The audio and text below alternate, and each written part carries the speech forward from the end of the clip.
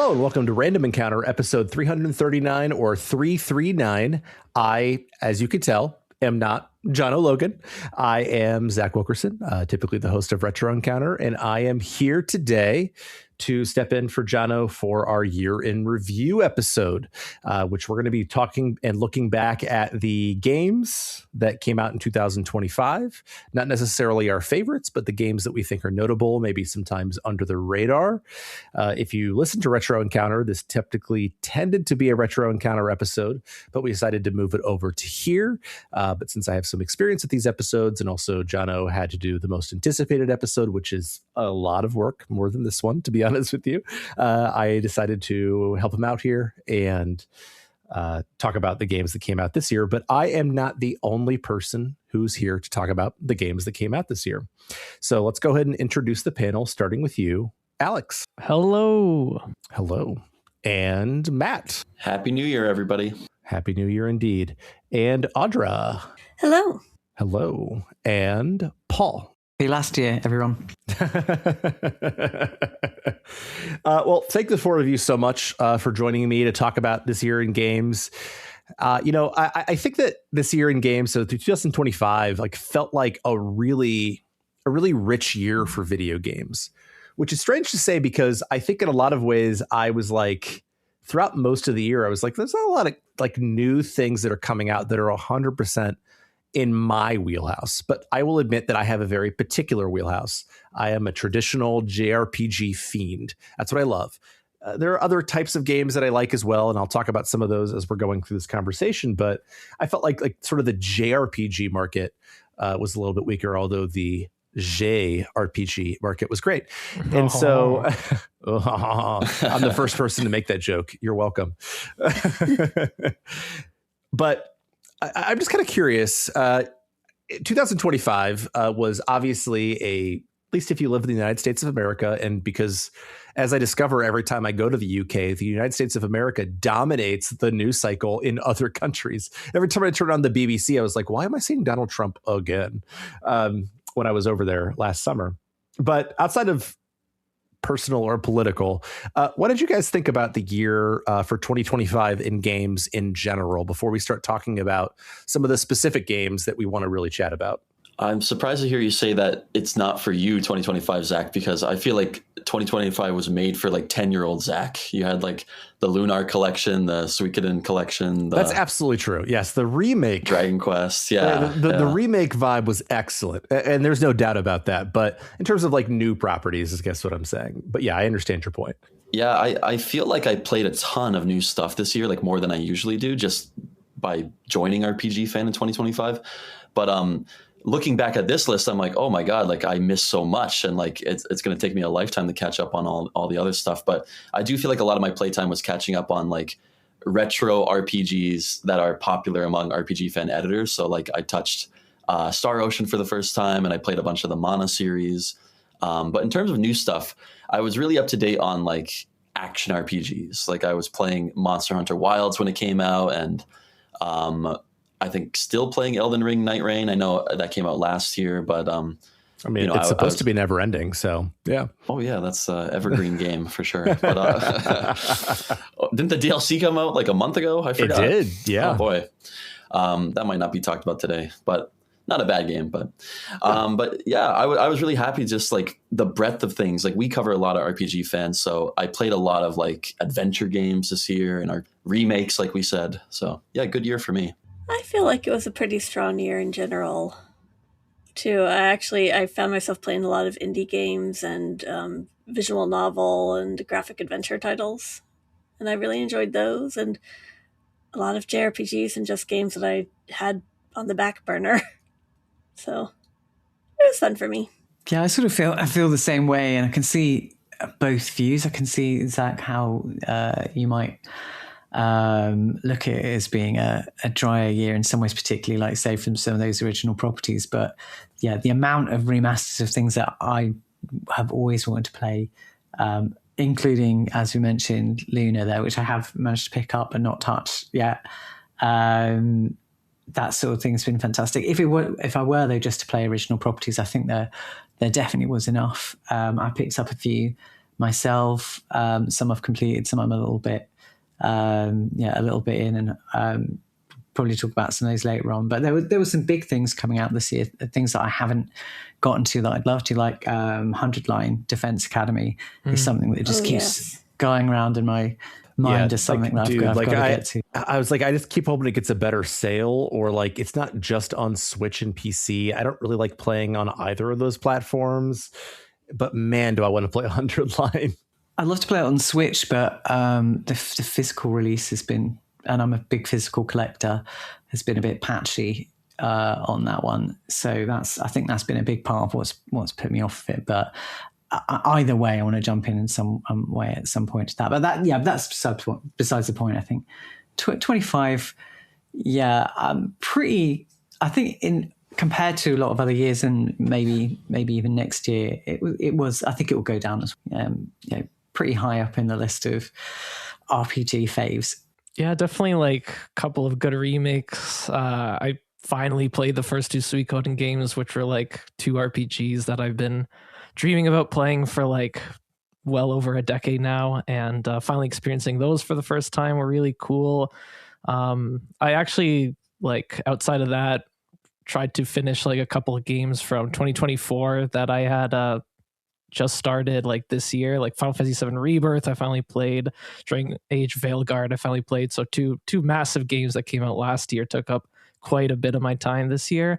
And also just like playing some non-RPGs that came out this year were pretty fun. Like Ninja Gaiden 4 I had a pretty good time with. Doom the Dark Ages was like one of the best shooters I've ever played. I had an absolutely amazing time with that.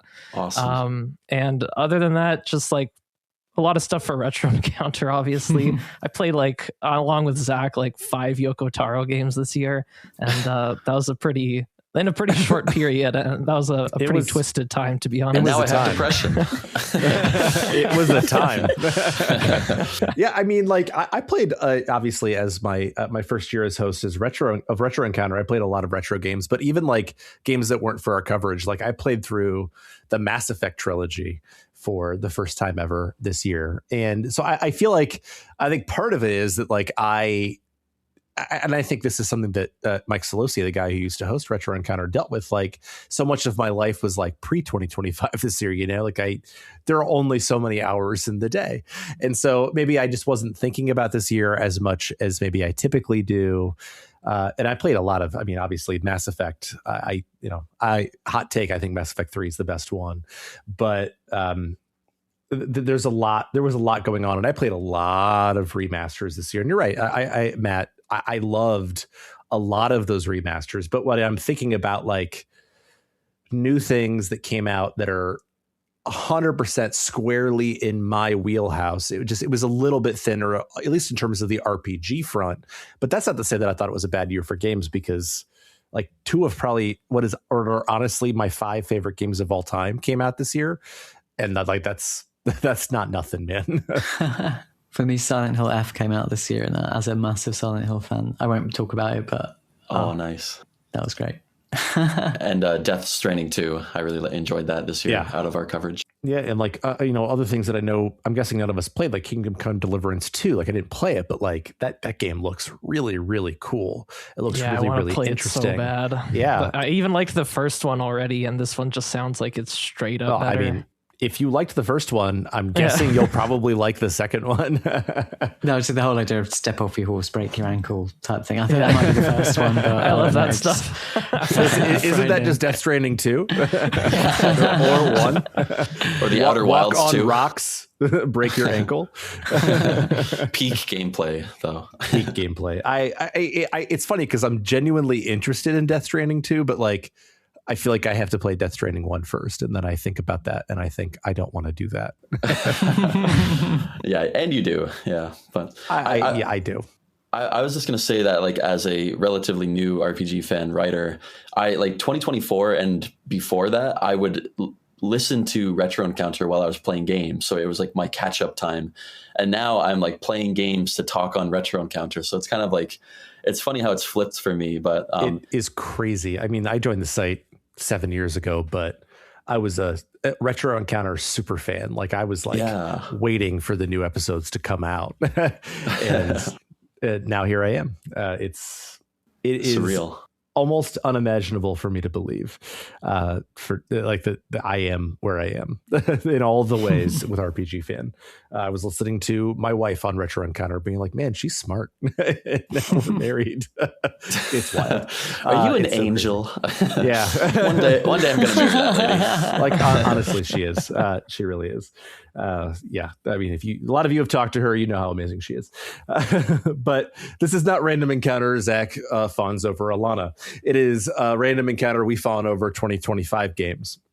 So, listeners, again, if you've never listened to these before, you're only a Random Encounter listener. Typically, when we have a panel this large, we each bring 2 games. So 2 games that we want to talk about, which means that we'll talk about 10 games total. And again, we're not necessarily talking about just our favorites, just like games that we think are notable or interesting. There are some big titles, and I'm looking at this list that we don't have, that we'll shout them out quickly at the end, that came out this year. But it's just a way for us to kind of highlight some of the most important experiences that we had. So speaking of, let's go ahead and get the show on the road. And let's talk about one of the first games that we want to chat about. Who would like to get us started with a game that you enjoyed or thought was memorable or interesting from 2025? Me. Oh, okay. I'm going to talk about a game that I played at the end of 2025, but it ended up being one of my favorite experiences overall, and that is Lies of P Overture, the DLC that came out in mid-2025. And yeah, I also played like Lies of P, the vanilla game, like towards like maybe autumn of this year for the first time. And I'm a bit of a Souls super fan. Like I've been playing Souls consistently for over half my lifetime now. And at first I kind of dismissed Lies of P as like, oh, it's obviously a Bloodborne knockoff. And it is, but it's like the greatest knockoff that you could possibly make. There's so much care and attention into it. And Overture just ups the ante and like trumps the original game in so many ways. We were talking off mic, but like the settings, the situations that you go through, it's like every scenario is amazing, right? You're going through like a frozen zombified zoo as the very first area. There's like a robot carnival. There's all those different carnival games were so fun. And there was like one fight in one of those carnivals that was like really hard. Like I got bodied like multiple times, but it was like bodied in the best kind of way. like much of the game too. Like, I love how like, you know, there's only a handful of bosses in Overture, but each of them feel like a really great fight, you know, that has stuck with me. I think there's like 4 main bosses, but they're all like better than anything in the base game, I would argue. But yeah, Lies of P is great. And then even for people that aren't like a big Souls like player, it has like the adjustable difficulty now. So you can go from like the base difficulty down two more levels. So it's very approachable too. The music is fantastic. It's like a 2-hour soundtrack for a DLC, which is pretty unheard of. Yeah, I loved Lies of P Overture. And also didn't talk about the story. Oh my God. Like I do not play these kinds of games for story, but I'm like fighting bosses with tears in my eyes. And I'm like, how am I supposed to dodge? I can't see, you know, like thinking about Rosaria, right? Yeah. Rosaria. Oh my goodness. God. So good. Yeah. Yeah. There's so many great characters in the DLC and like touching moments, like truly touching moments that caught me off guard. I actually played, when we talked about this, you know, when you were playing it, like I played Lies of P like maybe a month before you. Like I was on the same sort of timeline as you. Like I was like, I'm finally going to do this. And it's funny. I'm going to quote Aleks. I quote you on this so often that like, I feel like I need to pay you royalty. But the first time I played it, it was like right after I had played pretty much every Soulsborne game, which was like, you know, all the Bloodborne, Dark Souls, Elden Ring, blah, blah, blah. And I was playing through it and I was like, dang, dude, like this is fine. But like, I just want to, and then I went and did like a New Game Plus run of like Bloodborne and it was more fun to me. And yeah. I was like, I wanted, as Aleks has said, the real boy. I wanted the good stuff, man. And so it's like, and then I played, you know, a lot of other Souls games. And I was like, I needed a fix. And everybody I trust is like, no, this is the best one that isn't FromSoft. And so I go and I play Lies of P. And for the most part, I'm like, this game is fine, except for like the boss fights. And I had sort of gotten more into like parrying as a mechanic. And like, I really enjoy that. And that's such a big part of Lies of P. And it's really cool once you kind of get a sense of it. But like outside of the boss fights, I thought the game was like good, not great. You know, like it was like I just feel like they literally recycle areas a couple of times where you run through the exact same area in a couple of cases, and even when you're not, they all look the same. And it's very linear too. And it is extremely linear, which is not Souls-like. So then, but I like it well enough that I'm like, and for the record, I actually think the second best boss fight is like the quote unquote secret boss fight at the end of Lies of P, even with Overture in mind. But then I go and play Overture, and I agree with everything you say. Like, oh my goodness, the areas, like there's so much more interconnectivity. It's still a lot more linear than you would see from like I don't know. We're not talking Shadow of the Erdtree here. We're not talking even Old Hunters here. Like this is not, I personally don't think it belongs in the same conversation as some of the best Soulsborne DLC, but it's such a step up. The areas are so much more varied. There's so much going on. And oh my goodness, the weapons, like the combat in Lies of P is so cool. And there are so many amazing weapons that you can pick up in the DLC that are just like so fun, but also like legitimately useful. Like you can get a gunblade that was the weapon I used against the final boss, which that final boss like gets talked about as like one of the hardest bosses ever. And I was like, you should go play pre-patch Radon and Shadow of the Erdtree and then come back and talk to me, because that's a boss that I had to cheese. But it's so good. The story is like so obvious, but like in a good way. Like, oh my goodness, like Lies of P Overture is really, really, really, really, really good. And again, I might not like it as much as I think any DLC for Soulsborne outside of like one of the Dark Souls 2 ones, because I actually think the DLCs for that game, which even I don't like that game very much, are excellent. It's still like even like a step below Soulsborne DLC is a step about 17 above most DLC. Well, yeah, and it just sounds like they improved on everything that was like the core issue from the base game. Like I made a pretty solid dent into Lies of P. And then we had that Bloodborne Retro Encounter podcast, and yeah, New Game Plus Bloodborne. I fired that up, and I'm like, yeah, I don't need to play Lies of P anymore. But with that said, like the feel of that game, the animation, the weapons, like the sound effects, like there was something correctly cooked there that I did appreciate and have some fun with. But then just like the repetitive level design and just like the story didn't grip me at all. Like I thought it was like a cool concept, but I didn't like the way it was executed, just didn't leave much of an impact at all on me. But it sounds like this just fixes that. And now I wish I had a complete save file so I can just jump into Overture, because this sounds like something that I would enjoy playing genuinely. You can jump in as of chapter 9, I believe. Or even earlier, I think chapter 6, maybe. I'm not sure. I think it's chapter 5 if you're playing a New Game Plus. Okay. I wouldn't personally recommend it because this is not, I guess, technically relevant to 2025, but like the last quarter of Lies of P is the best part.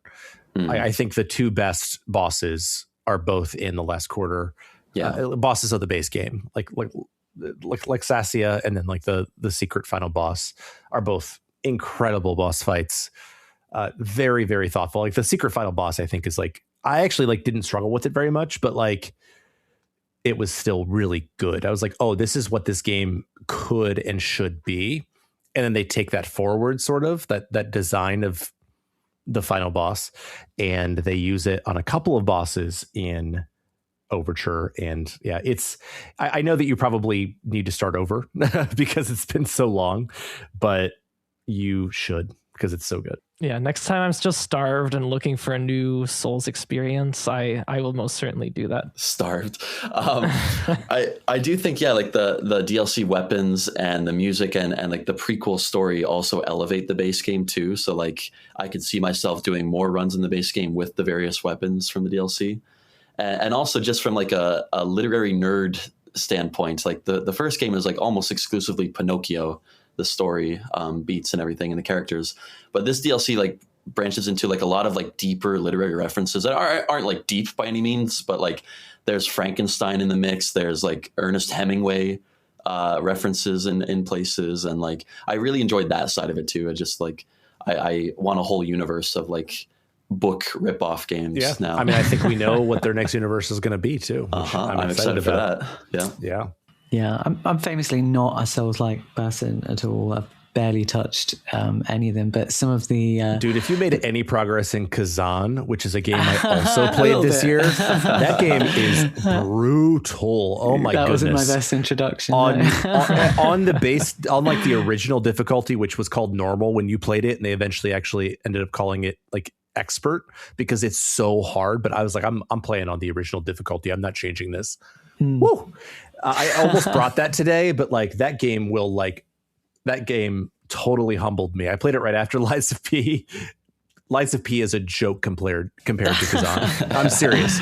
So like if you could play even like through like 2 bosses of that game, you can play Lies of P even on the original difficulty. Yeah, it was pretty monstrous, but I enjoyed a lot of that title. It's space, like you say, it's something we could have talked about, isn't it? But yeah, there was something about Lies of P and its kind of twisted fairy tale aesthetic that you're talking about, the Pinocchio themes, the sort of things that you're talking about as well, Matt, from the DLC. The fact that it does now have this massive DLC that has gone down, like obviously Matt's bringing it here, and in the wider media sphere, it seems to have gone down really, really well. It just makes the whole prospect more enticing. So yeah, it feels like something, as you say, Zach, not being as hard as some of the other things I've tried, it might be a way of edging myself back into. Kazan is the hardest Souls-like of all time. I stand by that. Seriously, it's insane. This game is not that, I promise. Oh, good. That's good to know. I'm not exactly the best Souls fan either, so but it sounds really intriguing. I mean, it's especially with the difficulty sliding stuff, like you can just kind of get a feel for what they're like and get a sense of if you like the loop. And I think it's a good one to do it with. And the story is, I mean, I think that's like the story of like a Soulsborne game is like maybe more interesting from the way it's told. And like, this is way more overt, especially the DLC, but it's worth experiencing. But as much as I would like to sit here and talk about Lies of P Overture all day, because it's really good, we should probably move on to our next game. So who would like to talk about another game that they brought today from 2025? Yeah, so I can bring one to the table. Actually, both my picks are from early in the year, and I feel like sometimes things that are released earlier in the year just end up kind of forgotten by the time like Game of the Year conversations come up. And this one in particular had some tough competition from like the indie sphere, because we got a lot of sequels to big games this year, including like 2 of the most popular indies of all time, and Hollow Knight, Silksong, and Hades II. But a personal favorite of mine was always Citizen Sleeper. And last January, we got Citizen Sleeper 2, Starward Vector, which was honestly just like a really clever and deliberate and focused iteration on what the first game was, working very much in a similar kind of like presentation style and interface, but like really crafting a different kind of experience out of that in a way that I really appreciated. And like, I don't know how much you guys and you listeners have heard of Citizen Sleeper. If you're just looking at screenshots, it looks like a pretty niche kind of game. But I do think these 2 titles have a wider appeal than they might look like on the surface, because it's like a very kind of like zoomed back minimalist sort of presentation. You're mostly like looking at like a 3D render of like a place that you're at, and you like there's like icons and you click on them and they represent different locations. Basically what you're doing when you're interacting with the games is each like it's divided into different cycles / days, and you have a set of die that are rolled at the beginning of each day, and you basically slot them into actions you can do around the world, and whether you have 1 to 6, that will like determine the effectiveness of you succeeding in that action. So it's like kind of got this like survival-ish sort of element to it. And it's like this big, like kind of like cyberpunk, like corporate kind of dystopia in space, which is like really well written, really well built, created by basically just one person, Gareth Damian Martin. And these were just like really good, like not only storytelling experiences, but like kind of chance-based like gameplay experiences. And if I were to like criticize one aspect of the first game, it was that its difficulty curve wasn't very rewarding. Like you were like very much like kind of surviving early on, trying to like scrap up some like currency to like keep yourself alive, things like that. You play as like the sleeper, which is basically like a android type entity with like an emulated human mind inside it that's like owned by like a corporation, but you're trying to like break from that life. But once like the first game kind of like came like once you got like kind of halfway through, like you're kind of just able to like, you're kind of settled and able to just like do things as you want. And this game introduced like these contracts that happen like throughout the game, both like in the main story and side quests, that are just like take place in like separate environments. Each have like a different sort of mechanic going on based on what like kind of like heist like thing is happening. And it creates like these really like tense sort of like quests and like things where you're working with like your companions, because you have companions in the second title. And it's just like really tense action kind of going on in this like very kind of like visual novel-esque interface.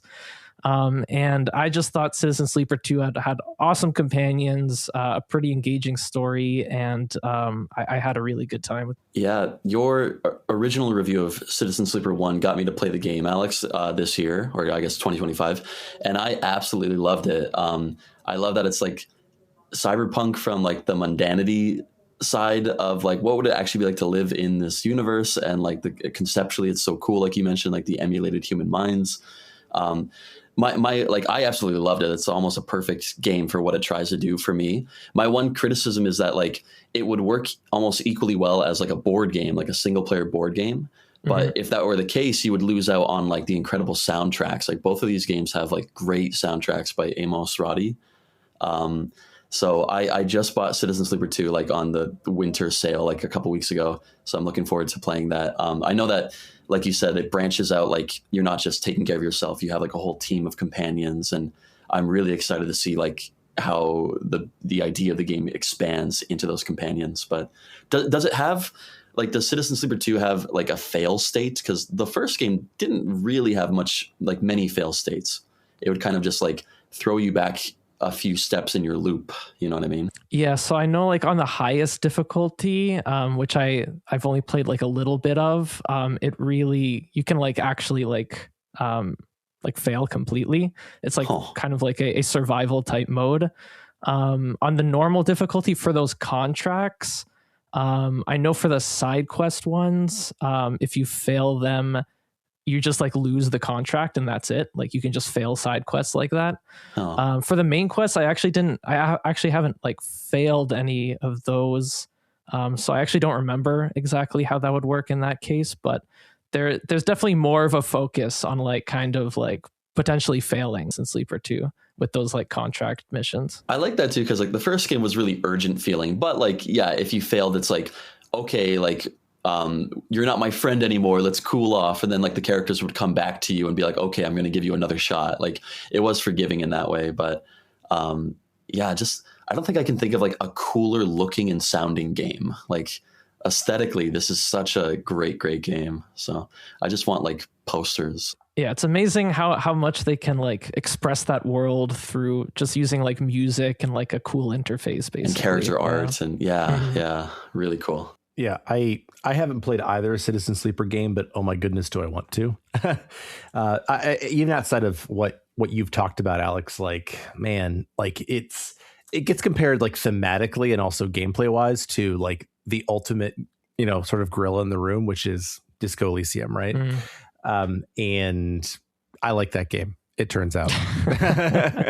So even if it like is like a 10th of Disco Elysium, it's worth playing. And I've heard nothing but good things about it. And the fact that the second one sounds like it's even better than the first, and my wife Alana agrees, I need to play it. If you like the first 5 minutes of Blade Runner, you'll like this game. I like all the minutes of Blade Runner. So yeah, perfect. I have the first one. I got it on Steam sale last year, so I'm definitely wanting to try that one and get my hands on the sequel too. Nice, Audra. It sounds amazing. Join us.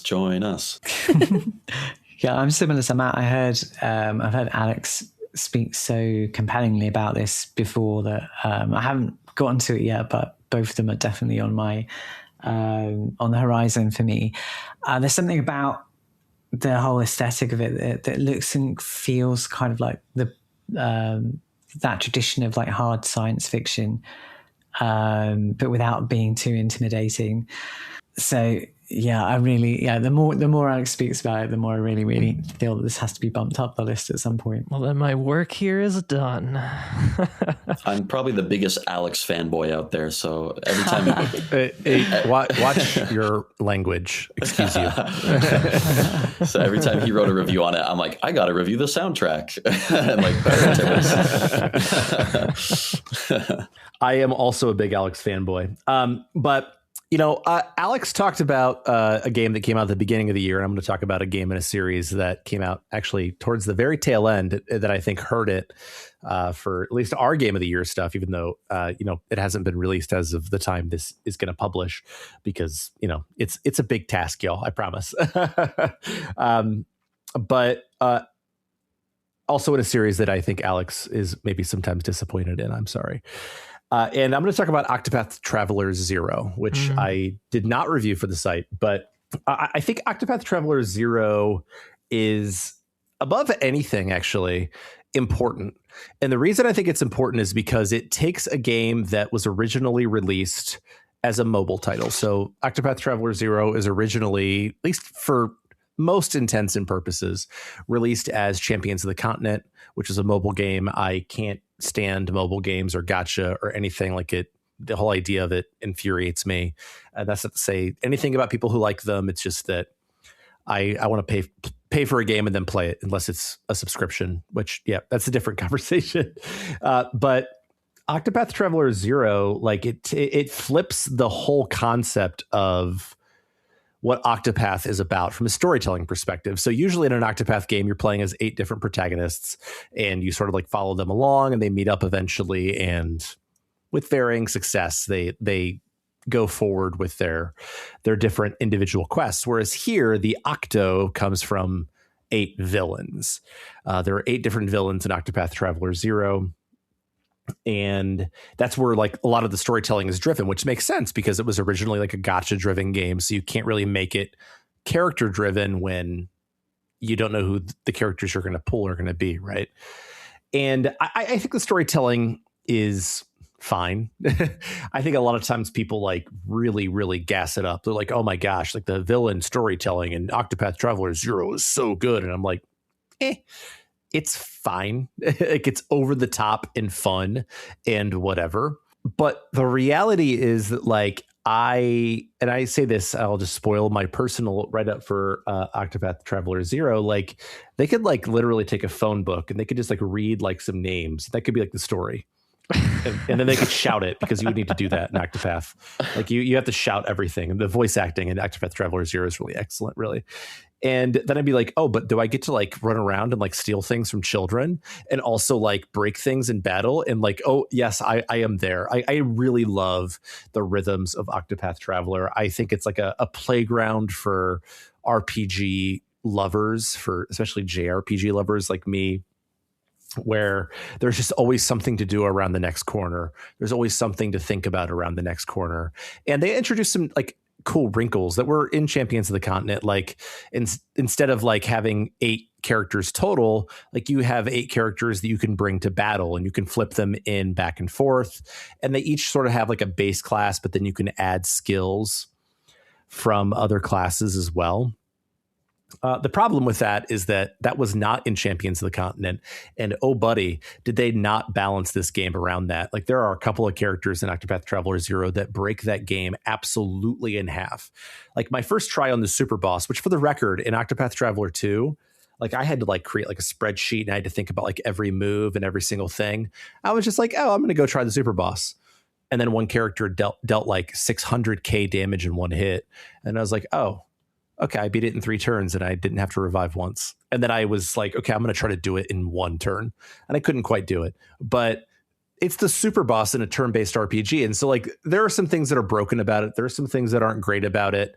There are some things that I think people overhype about it. But I don't really care. It's Octopath Traveler. I freaking love Octopath Traveler. I loved all 3. I will love the next one. I love Octopath Traveler. That's my pitch. And to say nothing about the music too, which is like one of the highlights of the series. I right? mean, like, the only thing I'll say about the music is that 95% of it comes from Octopath Traveler 1 in particular, because that makes sense given the mobile game. And a lot of it comes from Octopath Traveler 2. But here's the thing. The soundtracks of those games are both bangers. So it works out okay. I'm actually happy to hear you praise the gameplay because Zek was gushing about how great the story is. So like it's like, okay, every part of the game sounds great to somebody. That makes me really want to play it. I agree with Zek about the difficulty, for the record. Like a lot of times when Zek says something's easy, I'm just going to be honest. I'm like, okay, I've played video games with Zek before. That dude's like a god among men. Like he is ridiculous. He's like a world first racer in Savage, or at least used to be in Final Fantasy 14. I can't tell you how hard that is. He's ridiculous. I played Night Rain with him. He's ridiculous. So when I read that, every time he says a game is easy, I'm like, oh, well, it's Zek. Yeah, he'll tell you like Kazan was a breeze in the park. Right, and it's like, exactly. Actually, for the record, he actually said that the game was hard. That game was hard, which I'm like, oh, okay. Even Zek thinks this is hard. Anyway, my point is, like, I agree with him that it's easy, but like that was kind of fun for me. Like I got to just absolutely snap the game in half, and that was cool. I do not like this. I think Zek probably overall likes the game more than I do, but I just love Octopath. It's kind of a fascinating topic for the year as well, because you're talking about the evolution of this from Champions of the Continent to what it is now. And earlier in the year, I kind of feel the same way as you do, Zach, about gacha games. And earlier in the year, trying it a little bit and also listening to Audra talk about playing it, the Phantom X, Persona 5. And I bounced off it within seconds. Whereas I think you, Audra, you had to, and you had some troubles, didn't you, with that? Yes. Yeah. To see a sort of rescue story like this for Octopath. Maybe hopefully we might get it for this release of Persona 5 later on at some point. But that's really encouraging. I'm that's hoping for direction. near reincarnation personally. I was going to say both of those. Yeah. I would love some more rescue games for mobile. The problem is, like, I always used to ask myself, I'm like, who are they making these games for? Like, who plays this stuff, right?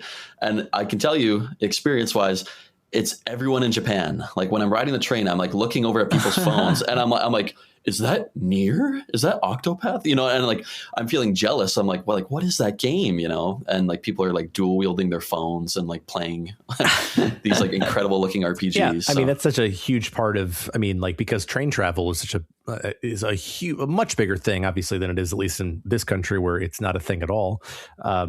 It makes a big difference, I'm sure. Yeah, it's good to hear that Octopath, after its rescue, is maybe, from what you're saying, Zach, not perfect, but is not showing too many of the stitches from the kind of sutures it's had to take to bring it into its current form from what it was before. Yeah, I had a good time with it. So as someone who couldn't really get into Octopath 2 from what I played, just like I don't even know what it was. Like the HD 2D, I'm not a huge fan of, but I don't mind, and I do think it looks pretty good. Like the music obviously is good. The whole structure progression of Octopath 2, I just maybe I didn't get far enough, but it just wasn't clicking with me from what I played. The writing was just super hammy. Is there anything about Octopath 0 that if you didn't gel with Octopath 1 or 2 would bring you in necessarily? I mean, maybe. I mean, like the writing is still hammy. Like some of these villains, man, like they're just deliciously over the top. Like, oh my gosh, they're so funny and so fun and so evil. Oh my goodness, not all of them. Like some of them are actually pretty nuanced, but most of the time they're just ridiculous. Like the entire storytelling structure is wildly different. Like it's basically sort of in, I would say, kind of 4 big chunks. So you have Master of Wealth and Power and then Fame. And so you're kind of doing 3 different storylines at the same time with 3 different villains. And then you have Master of All, who sort of is now in charge of all these things. And that's an 8-chapter thing, whereas his other 3 were all 3 chapters. And then they basically do the exact same thing again, Bestower of Wealth, Bestower of fame, bestower of power, and then bestower of all. So like 333 and then like 9, which is where the 8 comes from here. But it's very, like, in a lot of ways it's very linear. So like it's the storytelling focus is wildly different. Like, this is not about character at all, really. I mean, like, some of the characters who are like big in those stories become like sort of like your party almost, even though most of them were not my party by the end. You know what I mean? You have like 35 characters that you can sort of play around with here. So maybe, but I got to be honest, like, if you didn't gel with Octopath Traveler 2, which I think is a better game, I doubt that 0 will work for you. Okay, fair enough. Just curious. Saved me 100 hours. Yeah, and it's also the longest of the 3. Oh, shoot. So there's That's that not too. What I expected. Yeah. I mean, I did it in like 88, which apparently is quick. So yeah, whatever. That seems like destiny, Zach. 88 hours. I hadn't even thought about that. Thank you. For me, I think there's a place for like hammy storylines sometimes, you know, there doesn't, I don't think everything has to be like, for the fancy book nerds out there, Malazan, Book of the Fallen, you know, that kind of grim, nasty. That series intimidates me so much. I can't even start it. Rightfully so. I know I would recommend it, but yeah. I've heard it's good. And I own like the first 3 and I look at it and I'm like, that's 4,000 pages. And that's like the first 3 of 15 books, I think, or something crazy like that. But at least it's finished. So there's that. And it's very complex, rich and layered stuff, but I wouldn't want to read it every single day. And I think that's where maybe a more heightened plot like 0 can make its way. I think that you might be being a little kind to 0's plot. I'm guessing that Malazan is better than Zero's plot. They're probably not similar. Yeah. Yeah, probably not. All right. Well, if it's okay, I'd like to talk about one of my game choices, which is another. Yeah, absolutely. Oh, thank you. Yay. It's another earlier 2025 game, but it's from a series that I think we'll have another one mentioned later. It's The Legend of Heroes Trails Through Daybreak 2, which is the second of the Daybreak games from the Legend of Heroes Trails series, which is just a massive collection of interconnected story arcs that I greatly enjoy, but can admit they are a huge time commitment because they're hundreds of plus hours each one, usually. And they're just... I love them, but I can understand where some people are either afraid of them or just because they're very like much slow burns and that the storylines take a while to gel. But then, I mean, once they do, it's actually quite interesting how everything connects together and builds upon itself. I mean, there's so much detail, attention to detail, and even like the NPCs of the world, just having like their own backstories that you get involved in and kind of invested in as you're playing. And Trails Through Daybreak 2 really kind of continues that trend with the Republic of Calvard characters, whom I love greatly.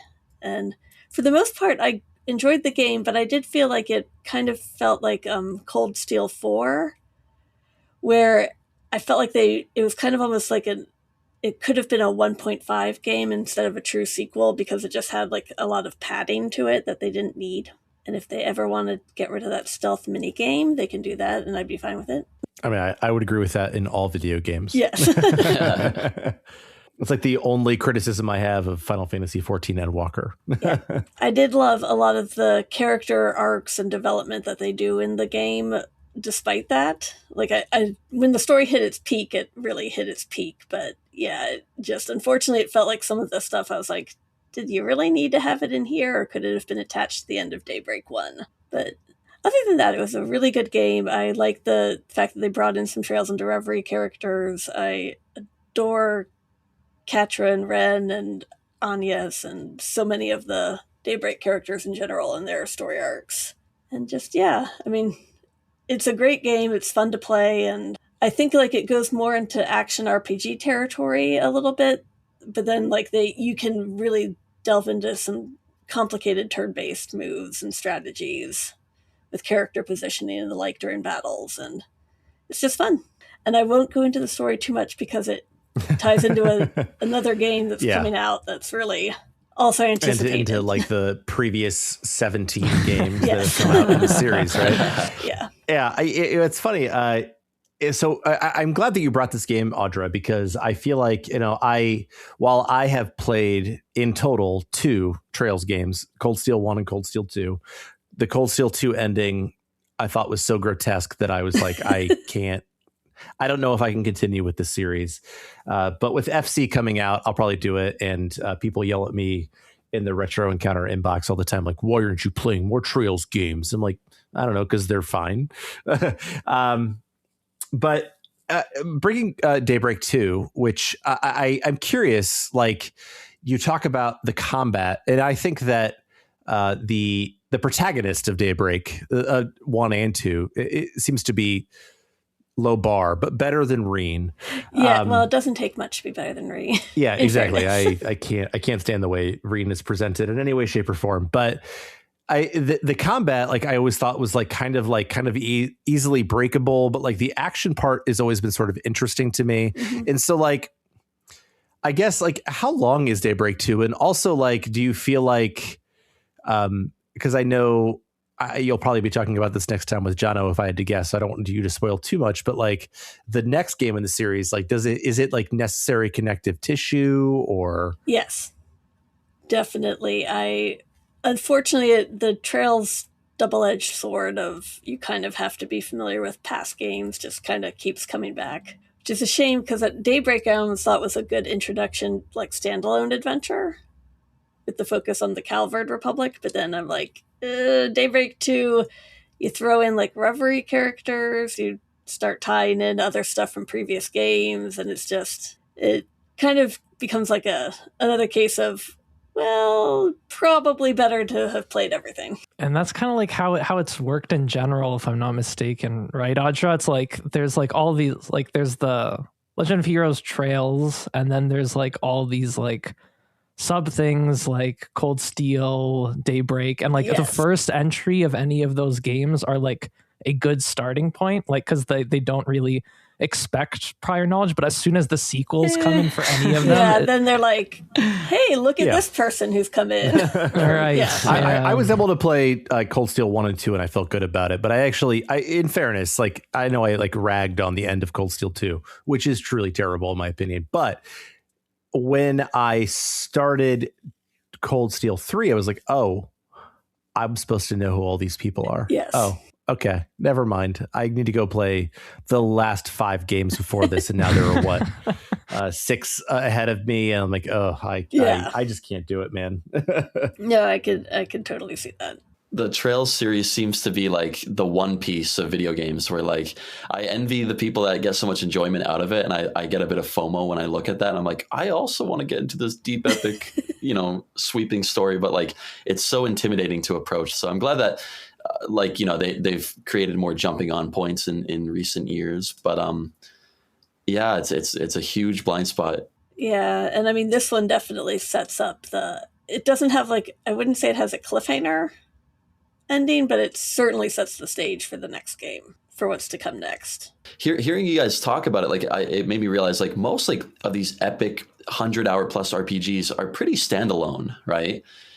So like this is like one of the only series I can think of where it's like hundreds of hours per entry in like a continuous storyline, and that kind of intrigues me. I think, as I mentioned earlier on, being a big kind of fan, particularly genre fiction, particularly fantasy fiction fan, that's part of the thing that appeals to me about the Trail series, which I'm completely obsessed with. And that's, the long running continuous narrative, the chance to build upon a world in entry after entry in this massively long form way.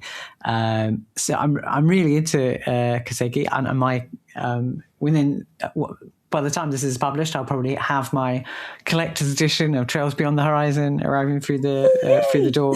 Although I have, as I've mentioned to others and to Audra before, I'm only up to Cold Steel 2. I'm not at the same place as Zach is, although I have played the earlier ones as well, because they are extremely you've long. played 5 more games than me then, so we're not in the same place.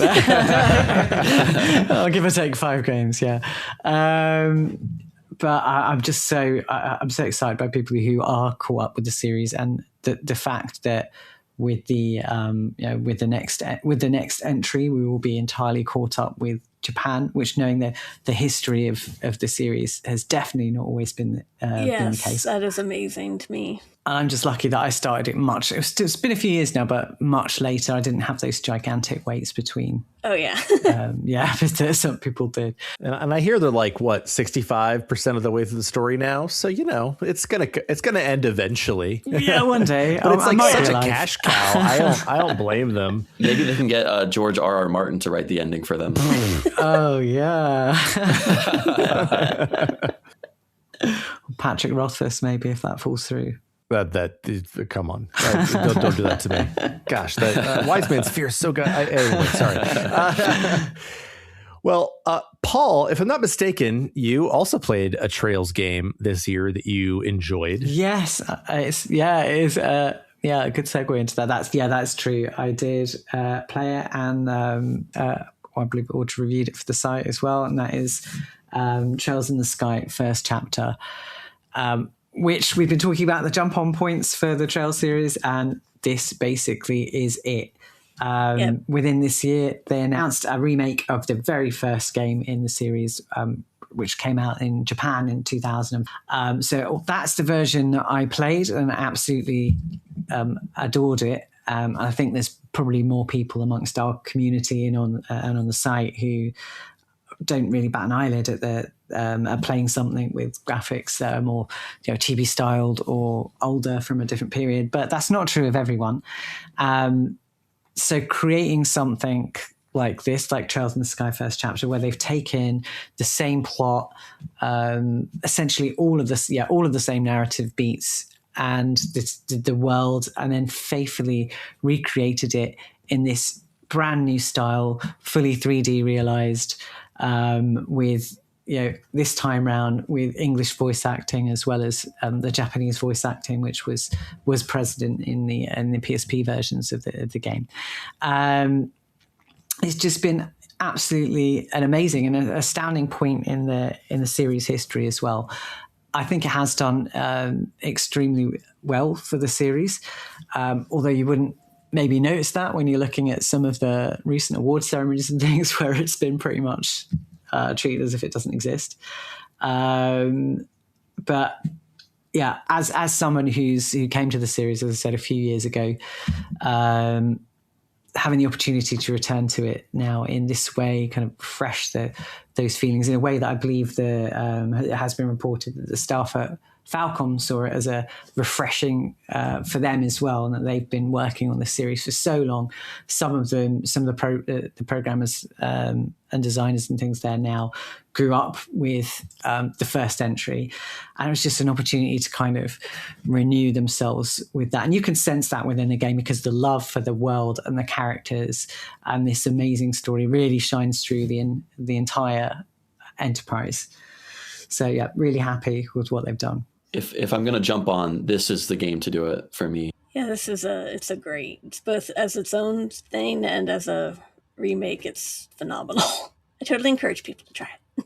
I want to give a shout out to Scott Clay, RPG fan. Like this August, he wrote like a series primer for the Trails or like Kiseki series, and it's as concise as can be, and it's still pretty massive. But yes. It's a good way, like it's a good read if you're interested about like approaching this series. Yeah, I think I link to it in like every article where I mentioned Trails. Yeah. I mean, Scott has been updating really that for years, and it's like one of our biggest hitters in terms of like consistent traffic. That's an amazing resource. But I think the beauty of this remake and starting here is that, and the fact that it predominantly has the same narrative and script, is that when they're creating this first entry, they're not thinking 20 years into the future. This is it. This is, apart from obviously the second chapter, they split it into it's a whole thing. But this is it. This is an entry for the newcomer. There's nothing to worry about here. It's the same as if it could just be a one-off on its own if you thought of it in that sense. So it doesn't have all of that baggage, which is lovely baggage that fans really adore, like ourselves. Lovely baggage. But lovely baggage, beautiful. Very, very, very heavy, but I enjoy carrying it. But it doesn't have any of that. So don't be intimidated by the series, and this certainly not. I think a lot of like geeky minded people, sorry everybody, that includes all of us, but like we have this tendency, like this completionist tendency, where it's like, okay, if I want to enjoy something, I have to enjoy it from the very beginning. At least I'm that way. You know, so it's like, oh, I want to read like Spider-Man. Well, I'm going back to 1960, like, you know, to issue 1. So yeah, I like that this is like a good chance. Like you can pretty much play every Trails game on the PS4, no? Or like now the PS5. So yeah, I generally agree with that assessment, Matt. But like in this case, like I think you actually do need to play it from the beginning. yeah. Like I don't think it really, like, I think about like, I didn't play Cold Steel 4, but from everything I've heard, like, if you haven't played the previous games, I've heard that game's not very good, but like it doesn't hit the same regardless, right? So that's the challenge here, right? And I think that they're taking the games that, like, I famously, first chapter is like a game that you just kind of have to get to the end of, right? I've heard that 1,000 times, and so them taking the game that is the entry point that a lot of people struggle with, and then turning it into something that, I mean, how long is first chapter now? Like this remake? At least 80 hours, probably more. Right. And that is significantly longer than the original, right? So like they somehow managed to take a game that was the entry point, that was not overly long, but maybe a slog, and then made it double the length, and then somehow made it more approachable. And I think that's something, right? Like they kind of know where things go. And, you know, I really do genuinely want to play first chapter. I think I will probably sort of like force it onto Retro Encounter at some point, because like I need to like at least try to like make my way through this series, at least if slowly. We'll hold you accountable. Yeah, it's like posting workout progress. I appreciate that. I'm gonna start like posting about it on Facebook like 3 times a day, and make sure that like everybody's aware of my journey and keeps me accountable. I just wanted to like point out too, like Audra, you wrote about second chapter in like the most anticipated feature, and proofreading that, it's like there's like a 100 word count or something like that, and I'm like, half of the words are the titles of the games, and I'm like, poor Audra, like she can't fit any of her like opinion about it into this because there's no room. Like that made me laugh. They do have lengthy titles. Okay, so as somebody who has been eyeing Trails in the Sky, the original, for a while, I actually own it already, but I see this remake and it looks beautiful. It looks really well done. But I'm already like at a point where like I don't think I'm gonna get into the Trail series, but I want to play Trails in the Sky. Is there like, should I seriously consider getting this remake rather than just playing the original that I was already like kind of willing and ready to play? Is my only question for you guys. I think it depends what you want out of it. Obviously, with the new title, is very similar to what they've had with some changes in the newer titles at the Daybreak Calvert series, with the action turn-based hybrid, which is, you know, it's a lot of fun, but you know, and probably appeals to most modern sensibilities, but that's not to say it's going to appeal to everyone. If you want something a bit more classic that is, you know, solidly turn-based, something that feels of its time, then you know, it's not, I don't look at it as being a replacement for that original title. Yeah. Okay. There's still a lot of value in that one. I think you could go either way and be satisfied, probably. Okay, cool. Because personally, I don't mind classic, and I certainly don't mind shorter. So maybe I'll stick with the original. But that's great info to have. Well, that brings us to the halfway mark here. We still have 5 more games to talk about, but you know, am I going to play a Trails game this year? Probably not. But you know, it makes me want to more. You know, that's something. So let's talk about some other games that I might be more likely to dig into. So who wants to talk about the next game they played in 2025 that was released in 2025 that you think is worthy of discussion? I've been waiting all year to talk about Amerzone, the Explorer's Legacy, and I'm going to do it right now. So I reviewed Amerzone kind of midway through the year, and I had never played the original Amerzone, which is like a PC Myst-like puzzle adventure, I would say. And I say Myst-like because it's first person, but you're moving screen through screen. So like you click like go forward, and then you stand in spot and turn around. So actually, I feel like they missed an opportunity to make this into a VR adaptable game. Like that would fit perfectly, I think. But anyway, this is like a 1-to-1 remake of the original Amazon, which came out over 20 years ago. I forget, maybe like 1999. I have no idea. And when you look at the two side by side, it is like you could follow a guide of the original game and like breeze through this remake. They're exactly the same, but it looks so much more beautiful to a degree. Like, you know, I would say it's like single or double A production value, if you like using that terminology. It's a French produced game, and I just wanted to highlight it because French, you say? Yeah, it's not the French game this year, unfortunately, but it got overshadowed. What French game? I don't know what you're talking about. Some obscure title, I guess. But but yeah, this one, like, I just want to point at it as like such a loving remake, and I wish more remakes would follow suit with how it touches upon the original and like makes it as good as it looks in your brain. You know what I mean? Like, it's like we have this rosy image of the game, and like this fulfills that image. And it also adds on to the original game in an like unobtrusive way. So yeah, you have great remakes, like for example, like Resident Evil 2, which like completely overhauls the original game and is fantastic. But this one is like, if I just want the good old stuff, the good old days, I can enjoy that. But then there's like so much more replayability in terms of like side puzzles and music composed by Enon Zur, like which the original game was like kind of eerily silent. And so I just think if you're a fan of like classic feeling adventures, like think like the novels of Jules Verne or like Treasure Island or something like that, this really gives you that vibe. It's a very like slow, your pace adventure, but in a way that like builds up tension and suspense and like feels rewarding. And like the whole experience is only like 8 hours, maybe. More if you want to find everything that there is to find. And yeah, I think it's like very worth playing. Don't go into it expecting like the most exciting game you've ever played, but I think it's like such a fun weekend game for sure. Fascinating. Bookended with, I know you reviewed Siberia as well, Matt, and bookended with your experiences, and I don't want to bring it up, sorry. No, yeah. With your lesson.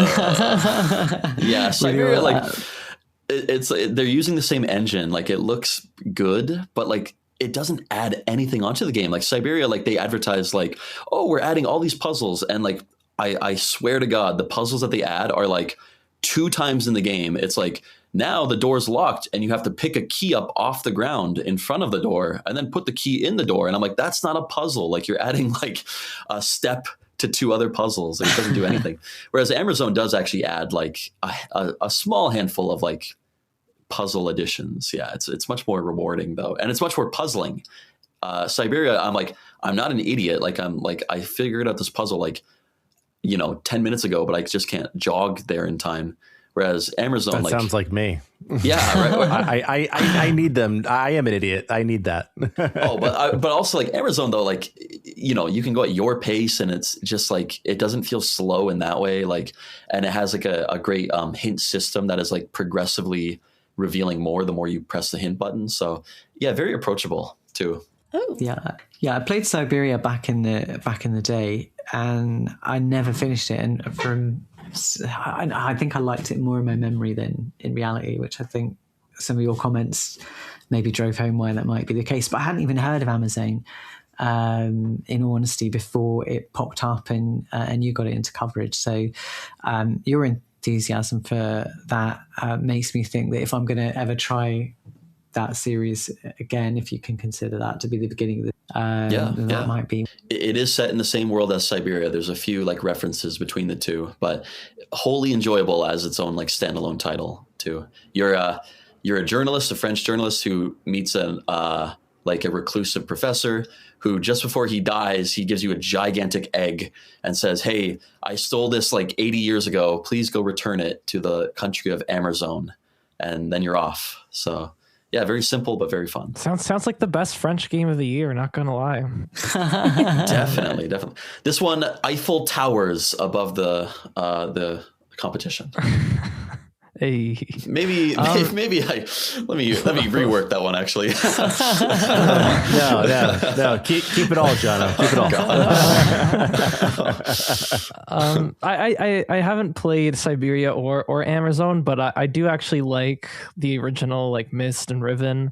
And so that this looks like it could be my vibe. Is it like similar, like kind of like environmental-ish like puzzles, or is it more traditional adventure gamey in that sense? It's more environmental just by way of like the first person perspective. Yeah. But I will say it's not as like in depth or like vague as the puzzles in Myst. Like they are very logical and like in a good way. Like you won't spend a lot of time just being like, what the hell? Like what are they trying to make me do? There's no like clicking around the screen and like hoping to find the puzzle. You know what I mean? Like it's all very like, it makes you feel like more it's really fluid. Yeah, it truly makes you feel like, oh, I'm Brendan Fraser or like The Rock in a jungle or something, and I'm, you know, solving this like in real time. Like those two things are comparable. Yeah, that's you just like unsold this game to me. I'm Danny DeVito in the jungle. Yes, excellent. That's better. At least the version from Always Sunny. That's the one I want to be. Yeah, I mean, like, so last question here. Like, so I am, you kind of like assess this game as like being relatively easy to access, right? Yeah. As a person who's afraid, and I mean, like, you're probably thinking like, oh, he's like overselling it. He's not afraid. No, I am like terrified of adventure games because like I find them intimidating and I'm bad at them and I'm colorblind. Oh, which actually does create major problems with adventure games. Is this a good starting point?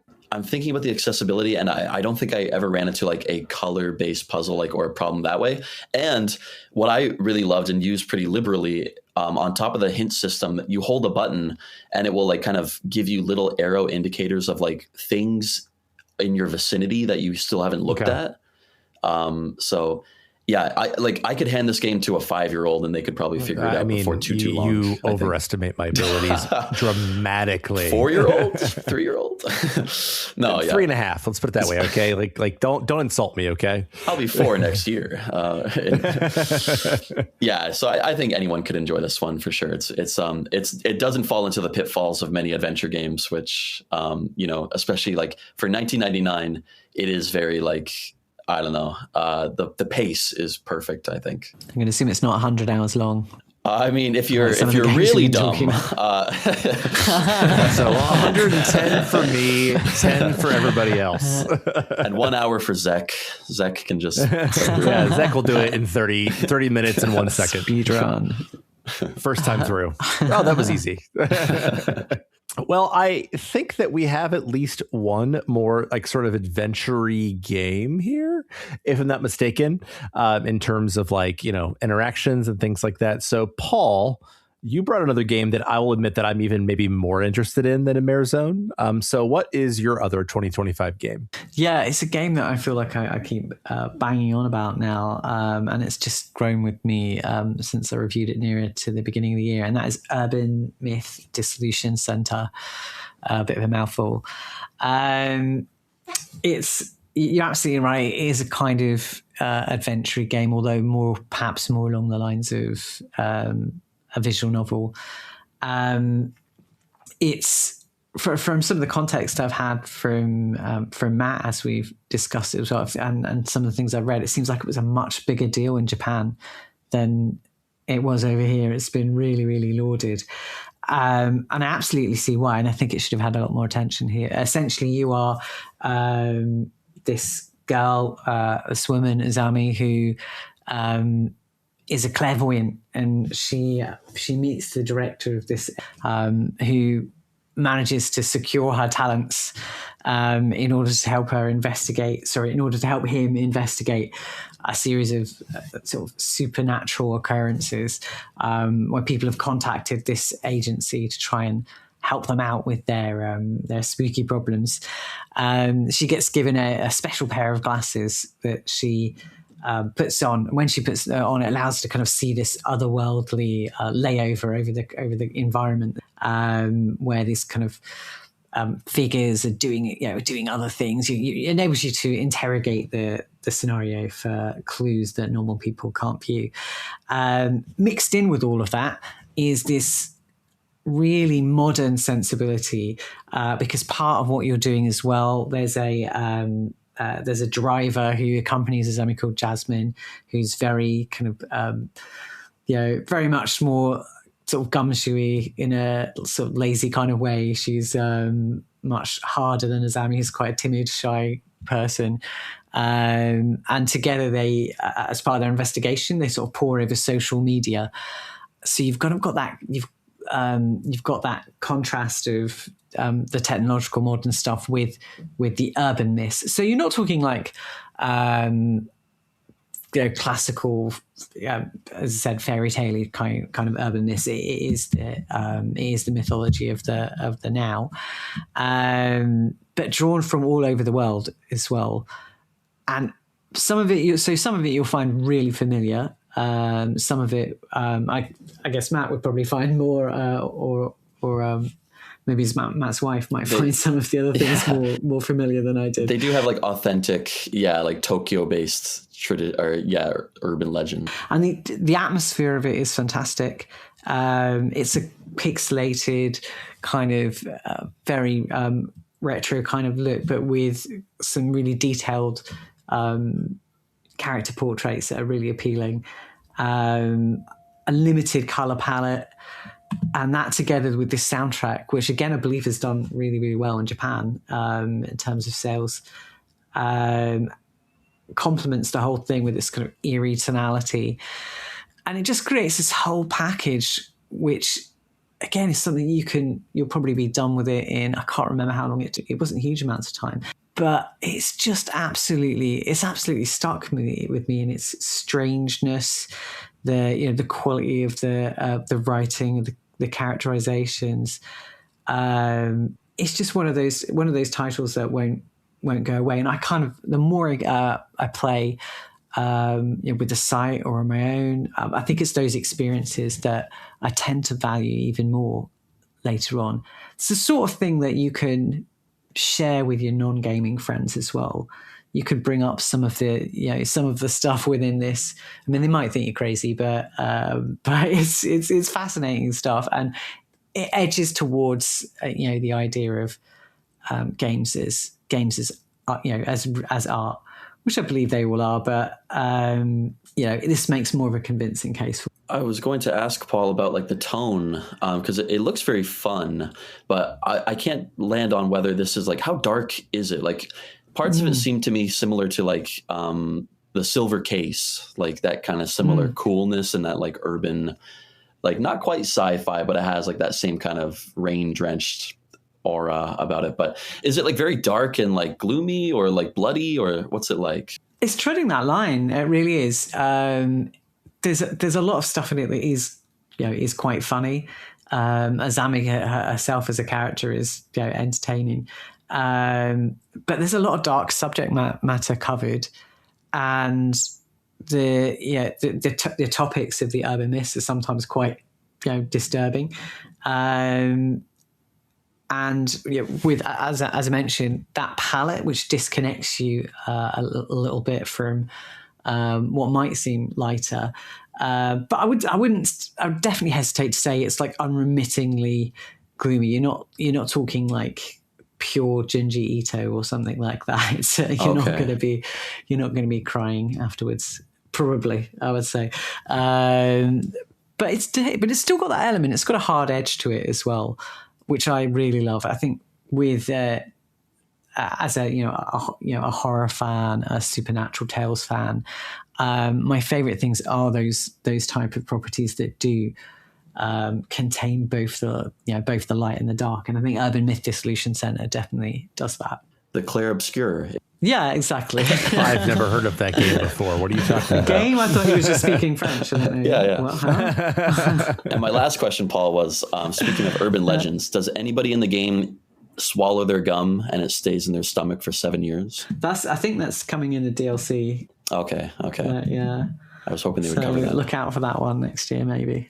Gotcha. I mean, I think it's sort of the thing that it's sort of just looking at screenshots of this game, like the look, which I know might seem absurd because the look seems like very simple, is very striking. Like the way they use color and the way they use like red in particular, just like red and blue, like sort of like that combination. I feel like I'm talking about color a lot on this podcast, but it's like a game that like looks like it would be ugly, but like is very expressive in the way that it is presented. Yeah, it's simultaneously, as I said, modern and old looking. You're absolutely right about the color. The kind of the red splashes are what denotes this kind of other world that Asami is looking at in a very convincing and easily visually understandable way very, very quickly. But the graphics themselves, particularly when sometimes they're talking about the otherness, they're talking about the stories, they'll flip to like static pictures that kind of take me back, because I'm a gamer of an older era. And it takes me back to those kind of 90s text adventure almost sometimes. Which has this kind of Don't spooky. worry, not all of us are as young as Matt. I promise. That has a kind of that in itself has a kind of spooky sensibility to it that I absolutely love. It's like stumbling across some forgotten artifact. The graphical style was really unique and really great. I think. As I may have already mentioned, the difficulty with some indie games that do adopt that retro aesthetic is then they might find it more difficult to capture that characterization, which is really important as well. But they find that balance so well in Urban Myth Center between keeping it very retro, very pixelated, needed to engage the player with this world and the people that inhabit it. I mean, I just love when games like of any genre kind of like harken back to like an old school style and really get it right. And this seems like a case where they certainly did. And that just makes me more curious to play it, because a lot of those older games, like you look at them and like, you know, the graphics were determined by the hardware, and then the gameplay like ends up like feeling very dated. But whenever like a game like this just gets that vibe right, and also has like more kind of like modern fluid gameplay, like that ends up just being like a really cool kind of entry point to a new kind of experience. And so, I'm definitely going to keep an eye on this one going forward. Yeah, you're absolutely right. When they understand, they take the aesthetic, but they understand that they're not necessarily limited by the hardware, so they can throw some other things in like this does. You know, there's a few detective sequences, very probably quite familiar to people who have played a few visual novels in similar type of genres. But they keep the whole experience much more engaging, much more so than you would have been able to with something though from the time period that this is kind of hinting towards. By bringing those modern gameplay elements into it, it just creates a much more, for me anyway, much more accessible and satisfying experience while still being, critically valuable too. Well, that sounds like you have like some choices in that game, right? Like it's a thing you have to make considerations of, things like that. You do, but you're pretty much going to one destination, really. Fair enough. You can make mistakes, but as Matt was saying, there aren't fail states. Yeah, there aren't really any fail states here. Yeah. So is there like a bad end or? No. Just an end. I'm curious, Aleks. You brought a game that I'm guessing has some choices. I'm guessing. I don't know. I haven't played much of it. It's got some choices, yeah. Which, it is a game that I know Jono's a fan of, and I will admit that I have some curiosity about because some journalists that I really trust told me that it's good. And that is Avowed. So that's a game that came out this year that I know you were a fan of. So why don't you talk to us a little bit about Avowed? Yeah, for sure. So this was one of two kind of big Obsidian releases. One of my favorite, RPG studios that came out this year or last year at this point. And that one came out like kind of early. I think it was February that Avowed dropped, and then Outer Worlds 2 Obsidian released like towards the fall in October-ish. And it seems like in terms of end of year stuff, Outer Worlds 2 is the one that has been getting more attention in the award space.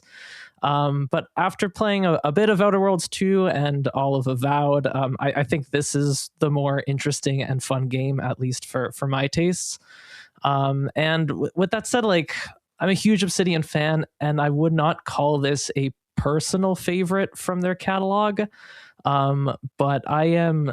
It's weird. I was like simultaneously a little disappointed with this game and also like pleasantly surprised, because this was just like in 2025 a game I could just like sit down to, kind of turn my brain off and just have like a really comforting, nice time with.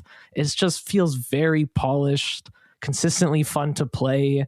No bugs, which is like, if you know Obsidian's history, that is like a shock. But yeah, I didn't really have any sort of like technical hitches or anything like that playing this game. I also like played a big game from another studio this year, Dragon Age Veilguard, and I would say Veilguard and Avowed kind of occupy similar spaces to me in like BioWare and Obsidian's catalog, respectively. They both feel hyper polished experiences, better gameplay than a lot of what you'll find in like their older work. With that said, I would say like the writing in both those games are a little inconsistent compared to like the highs of what I know those studios are capable of. This is not to criticize the games for being woke, which is just like a whole discourse we don't need to get into. With Avowed, I really don't see how that even happened in the first place, how this became somehow part of like the whole Gamergate 2.0 thing. But yeah, Avowed is like, it's like an open zone game. It's not like open world, but it's clearly like Obsidian's like kind of answer to Elder Scrolls, if Outer Worlds is their answer to like Bethesda's kind of Fallout model. And this is like some of the best open zone design I've ever experienced. Like each of the 5 areas in the game have like a very distinct art direction and a unique geography that really makes them feel like their own sort of spaces to explore. They're not too big, so it's not like the same kind of appeal that you'll get from like an Oblivion or a Skyrim, where you're just kind of like wandering around. It seems like a lot of like the criticism of this game also came from people who just wanted Elder Scrolls 6, and this game is not that. It's a different take on that sort of genre.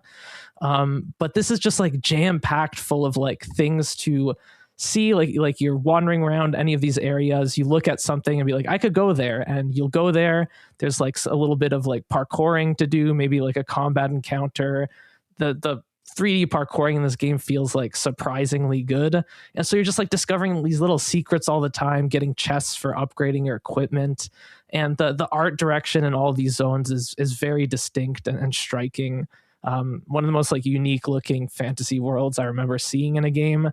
And of course, like building off of all the lore and world like found in Obsidian's Pillars of Eternity games. This is kind of Pillars of Eternity 3, but also not kind of presented in a way that you need to have played either of those 2 games to know what's going on and to have a good time with it. And I also really enjoyed the build flexibility. Like, unlike games where that kind of like RPGs that ask you to like spec into like a certain class, you basically have like 3 different like trees, although they're not really like trees.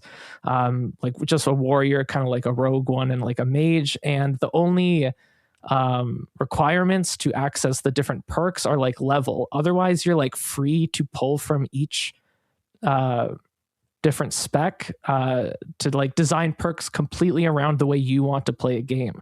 So I was like using magic, I was firing guns, and then once I would be able to like get in for like kind of sword and board combat as well. And like I just had like a lot of fun.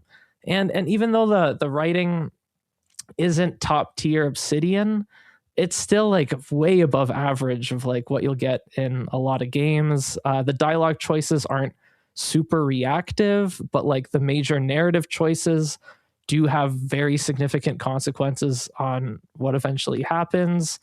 And there is just enough variety in terms of the dialogue choices you're given that you're still able to kind of like role play your own version of the character, who's like kind of like an envoy for like a colonial power, who go to this like island that is essentially like being colonized, and obviously the inhabitants are not happy about it. So you occupy like a really unique position in the world, which allows for some cool role-playing opportunities. So overall, like if you like the idea of like an immersive open world first-person RPG to like sink into, but like don't find anything charming about like the jank of a Bethesda game, like Avowed really hit like something that worked really well for me, and like I was able to just sit down with, play, and have like a very fun time with. I really wanted to play this, but it was limited to a PC and Xbox release. But I just saw that like days ago they announced that there's a PS5 version coming in February for the 1 year anniversary. Yeah, that's right. So I think this game has a chance to get like a second life.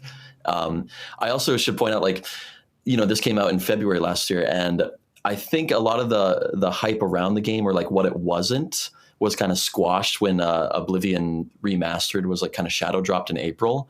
So it was almost like Bethesda's like, oh, you want another Elder Scrolls game? Boom, there you go, your old favorite from 20 years ago. And people kind of flocked towards that for what they didn't get here. But yeah, like the gameplay and everything looks really cool in this game, and I'm really excited that I can play it next month finally. Yeah, that's kind of been my thought on it too when I heard that announcement about the upcoming release. So as a person who, so first of all, shocker that you like an Obsidian game, Aleks. But as a person who's like sort of like Obsidian curious still, like I played New Vegas, as you know, and I thought it was like pretty good, but maybe troubling in some ways thematically. Do you think like this is the way to go, or like, what do you think? Yeah, it's interesting because New Vegas is like kind of like square in the middle of Obsidian's catalog, and I think like what they did before, like I love what they did before New Vegas, but it is like admittedly like jankier and more like archaic to play those older games. But that's like where you'll find a lot of like the peak Obsidian kind of writing. Avowed is like a very good point for the Obsidian curious, I would say, just because like it still has like kind of like big dialogue options, a lot of like expression in your role playing of your character, but also it's just like a very polished gameplay experience. And so especially if you're like have wanted to like an Elder Scrolls style game, but never really, but also would appreciate kind of like a smaller scope and kind of just like zones that you can, that look really nice and that you can kind of just like have like a really rewarding gameplay loop in. I think Avowed is a great choice. Not touched anything by Obsidian ever, I think, from what I can gather. But there's something about Avowed and to a certain extent, you know, the Outer Worlds 2 this year, that draws me to them because it's that kind of bit of an underdog story, isn't it? A bit of an underdog feel to all of them this year. They seem like they've had a really hard time making any headway. And there's a lot of the presentation of Avowed that I found really appealing. I'm in the same position as Matt and Audra, completely ruled out of consideration due to the platforms it released on. And as I said, that's changing now. Maybe February might be the time to jump in. It's also exciting to see, like, you know, like you guys are all talking about the writing, like when Obsidian can play with their own toys and like set up their own board and everything, like that's really exciting to me. Like we've seen like really great writing from Pentiment, for example, but even that is kind of bound by the limits of history and of its setting. So I've not played Pillars of Eternity. Dude, I need to play Pentiment so bad. That is, if you're looking for great writing, like that is, incredible. Yeah. So I'm really hopeful that this will like bowl me over, because I'm excited to see like fantasy done their way completely, not limited by, you know, Dungeons and Dragons or anything like that. So yeah, very excited. Talk about limitations. I just realised that I have played an Obsidian. I played Knights of the Old Republic 2. So game. That's a good one. That is a good one. I liked Fallout New Vegas for the most part. Yeah, this is definitely more smooth to play than New Vegas and requires significantly less legwork to just play in the first place. Bar? But can I still eat people? That's what I want to know. No, you can't eat people and you can't steal, which I know for some people is a huge Oh, this game deal. is so woke. What the heck? Could I ask Alex, what's in terms of the fantasy world it's presenting? Is it really distinct? Are there any particular aspects of it that stand out to you as being really inventive in terms of world building? Yeah, so like a lot of like the Pillars of Eternity lore setup has to do with like all of these gods and like certain like individuals in these worlds will basically be kind of like born as kind of avatars to the gods. And so you're basically going to just one specific island in Avowed, the Living Lands, which has like sort of a mushroom-based zombie pandemic, I want to call it, where like kind of like mushrooms and fungus just like kind of are running rampant in the world. And a lot of people are getting like infected, and then like your empire is like coming into like colonize at the time that's happening, which leads to some really interesting kind of like moral nuance. Like the game doesn't ever like celebrate the colonists, but it's also like these people are desperate at the same time, and the empire has a lot of power. So really some interesting choices come out of that, kind of like from a more just plot / role-playing angle. And then there's also like a kind of god that seems to be responsible for the fungus that is at the heart of these lands. And so you're kind of like, you and your party are trying to like reach it, because I won't give up too much of the plot away, but like the god is essentially communicating to your character. And there's like some really like ambiguous, weird kind of dialogue happening there. Are you sure this isn't a JRPG? You've got to kill God. Oh. Well, a mushroom god is a little outside the bounds of RPG. Yeah, that's like some Last of Us stuff. That's there, dude. What I thought. Yeah, it's like Last of Us plus JRPG, I think sums up But actually, when you put it that way, I'm like, I want to play it. Last of Us rips. It's a really cool like story premise. I'll say that much. Sounds really interesting. Well, I'm not sure if there are any mushroom gods in Digimon. It seems like there might be, because like there's a lot of variety in terms of Digimon. But Audra, I believe that one of our final games that we're going to bring today is a Digimon game. Well, I actually took on Digimon Storytime Stranger as a review assignment in 2025, and I was actually pleasantly surprised with it because I had never played a Digimon game before. So I wasn't sure what to expect, but it ended up being a really well-rounded turn-based RPG that just had the monster training elements to it. And I haven't watched any of the more recent ones, but I did enjoy like the Digimon anime when growing up, and so I quite liked it. Has like a nostalgic appeal in a way. But, I mean, not from the gameplay stance, more from it felt like an interactive anime episode almost in some ways, because it just has this really interesting plot about time travel and the human realm and the digital world. And it's like Digimon, but then it also has like a grown-up dynamic to it as well, which I quite appreciated. I've heard from you and others that it's quite adult, like the themes that they cover and the content. Yeah. Is a lot of it set in Tokyo? Because I know like the recent Digimon games have been really accurate with like the renditions of different Tokyo wards and neighborhoods. Yes, it is set in Japan and quite a bit in Tokyo, and especially Shinjuku. There's actually a cataclysmic event called the Shinjuku Inferno, which sets the whole story in motion. Oh God. Yeah. It kind of goes into the time story. Inferno sounds like a great like title of like an album. It's a sequel to Disco Elysium. Yeah, exactly. I like Audra. Like I was a huge Digimon fan. Like as a kid, like it was one of my first like beloved franchises. But I've never touched the games either. So the fact that this one does mix a lot of like old classic Digimon into the fray, like the brief demo I played of it, it had like Greymon in it and like a lot of those kind of Gen 1 monsters. So that does appeal to me a lot. Like if I'm going to jump on any Digimon game, this might be the one.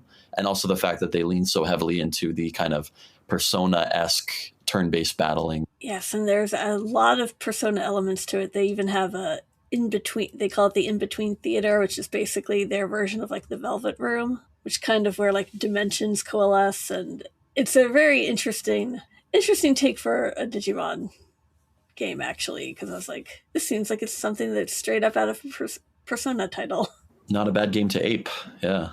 And I mean, I even liked it enough that I picked up the first DLC expansion when it came out, and I quite ended up liking that one for the 3 hours that I played it.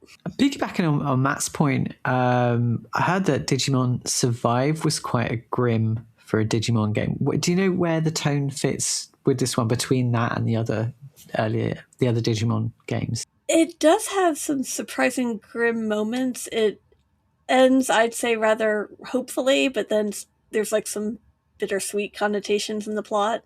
So it has like kind of a sense of like the people growing up and parting ways, but then there's also, it's not quite as, I'd say, like doom and gloom as I've heard some things about the Digimon Survive endings can be. And this has got voice acting as well as that. Yes. Yeah. So it has, I think you can pick between English and Japanese voice acting. And the English voice acting is actually pretty good. It's so interesting to hear like these Digimon games having these like very mature kind of like themes and like presentations and things like that, because like, I mean, like when I was first introduced to Digimon and I liked it quite a bit as a kid, like it was like the rival for Pokemon it was like for hipster kids. Yes. Like if you think you're not like other kids, you'll like Digimon instead of Pokemon. But I wonder if it's like because it's not like the popular home brand like Pokemon is, like they figure like the remaining fans are going to be older, so like that's who they have to market to, is like the people who have nostalgia for Digimon, who are now fully grown adults, and that's what allows them to explore these more mature and deeper themes. Probably the base the audience they were trying to go for with this game. Yeah. It just feels very much more mature storyline wise than that's really fascinating. I mean, I think like you could probably get kids to play it because it's Digimon and some of them are cute, but it has actually surprisingly complex stuff in it, not only from the plot, but also like the gameplay can actually, especially certain bosses they hit hard. Yeah, that's what I was going to ask. So they're not sort of cutting the family aspect or younger player aspect out of it. It's going to be more appealing to people who have grown up with it as well as maybe some new players. I think that's really good.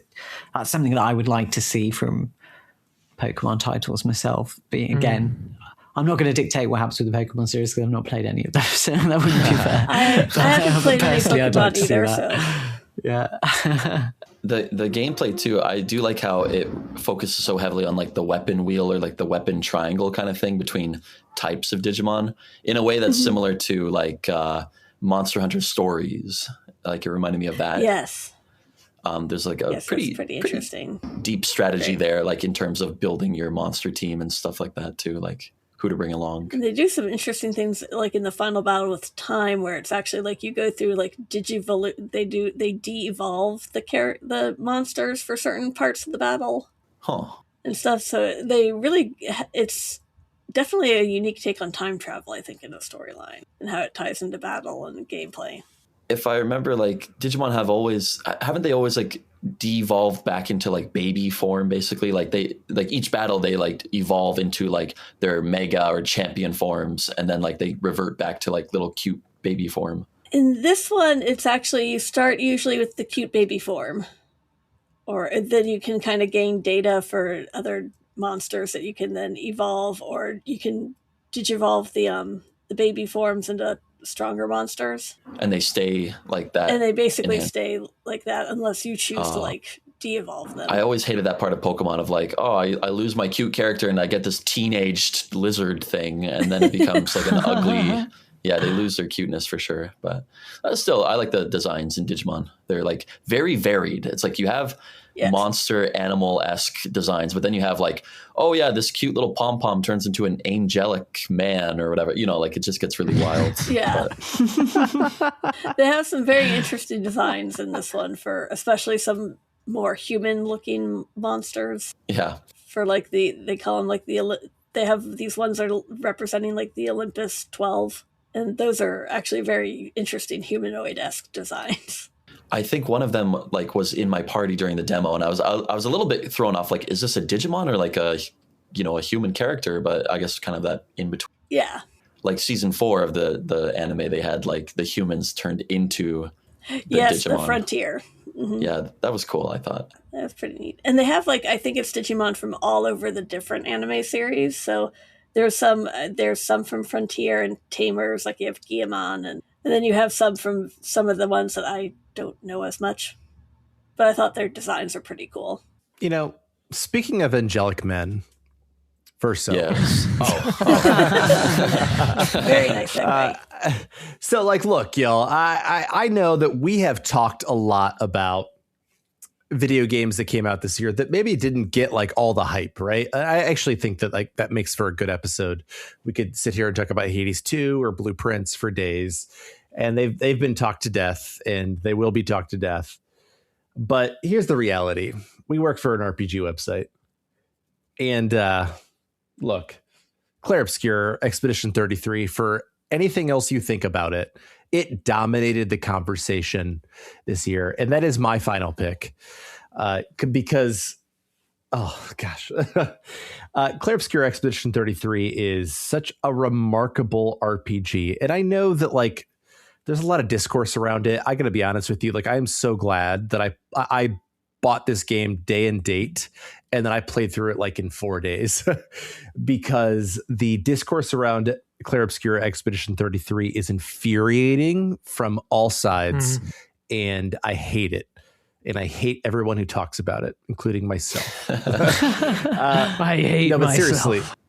Yeah. It feels like a Clair Obscur thing. It fits with the game, yeah. Yeah, exactly. But seriously, like Clair Obscur Expedition 33 is like such like a remarkable combination of things. Like it pulls in like so much Final Fantasy X in terms of the way that you see turn order and things like that. And I know that that's become standard, but like people forget that like Final Fantasy X sort of set that standard, right? And it pulls in, they were playing Sekiro. They're like, I want parrying to be part of it. And they just did it. Like Clair Obscur is such a game about like the way that we create and think about art and the way that we experience art. And it's also then becomes a game about like the art as in like the art that Guillaume Broche, I think the director here, like appreciates. And there's a reason that he thanked Sakaguchi during his acceptance speech at the Game Awards. And it, for me at least, is working at like an 11 out of 10 on every level. I love the way that the world is designed. I love the storytelling. I love the combat. I love like it feels like a game that Guillaume Broche made for himself. But the thing that's really nice for me is that I like the same things that Guillaume Broche does. Except for Lost Odyssey. Well, I mean, like everybody's allowed to like have like mistakes and like, things that aren't perfect about themselves because that game sucks. But this game does not suck. This game rips, man. It's so good. And I'm so tired of people arguing about it because like, can we just talk about like, this game is so good. I love the story. I love the combat. I love like how it doesn't take itself too seriously, but that it takes itself very seriously when it needs to. It's so good. Yeah, every aspect of this game is just stellar. And like, I like that everyone has different rankings of like what they enjoy most about the game. Like for me, it's like gameplay first and then soundtrack and then story. But like all of those categories are just, like you said, like 11 out of 10. Like they're just so well made and like so much love put into it, so much emotion put into it of, different degrees. And also, like you said, dominating the conversation, like I've never had any game in my life where I've had more people approach me in my real life and ask me about this game. Like I had people at my day job. I had people at like my childhood friends from across the ocean. Like just everyone was asking me like, what do you think about this game? Have you played this game? Is this game good? And like, yeah, I think that it brought a lot of people to the RPG sphere that don't normally dwell here. I feel kind of similar to you, Zach, in the sense that when we saw it at the when it was very first announced, immediately we thought this is going to be something special, and picked it up day one and played it at that point. And it has been surprising that there's this whole thing now and people are angry that it won all the awards and did all that kind of stuff. Well, and it's very strange to me when you look at the experience itself. I can't imagine anyone with an unbiased mind coming away from this, even if it wasn't 100% their thing, coming away from this and saying, "Oh, that was terrible. That didn't deserve the plaudits that it won." For me, story is the thing that is always first, and there's just so much invention here. And we've been talking as well about games that, and some of them justifiably do, but take hundreds of hours to complete. And this is not one of those. But you don't come away from it feeling that you've lost out in any way, that there hasn't been enough room for character development or to get fully immersed in in this world of Lumiere and the island. Quite the opposite. And it almost intensifies some of those moments. Like the first few hours of the game are just absolutely brutally crushing, whilst at the same time, as you've already said, so full of humor and life. I just think it's just an astounding accomplishment, and we're unlikely to see something like this, at least very soon. They don't come along that often, I would say. Yeah, just to bring in like a piece of the sort of annoying discourse on the game. Like it's that, like, I don't know, so some people like who are fans of this game like act like it revived or like reinvented the turn-based JRPG kind of style, which is, it's a terrible take. I'm sorry if you think that. Shut up and never talk to me.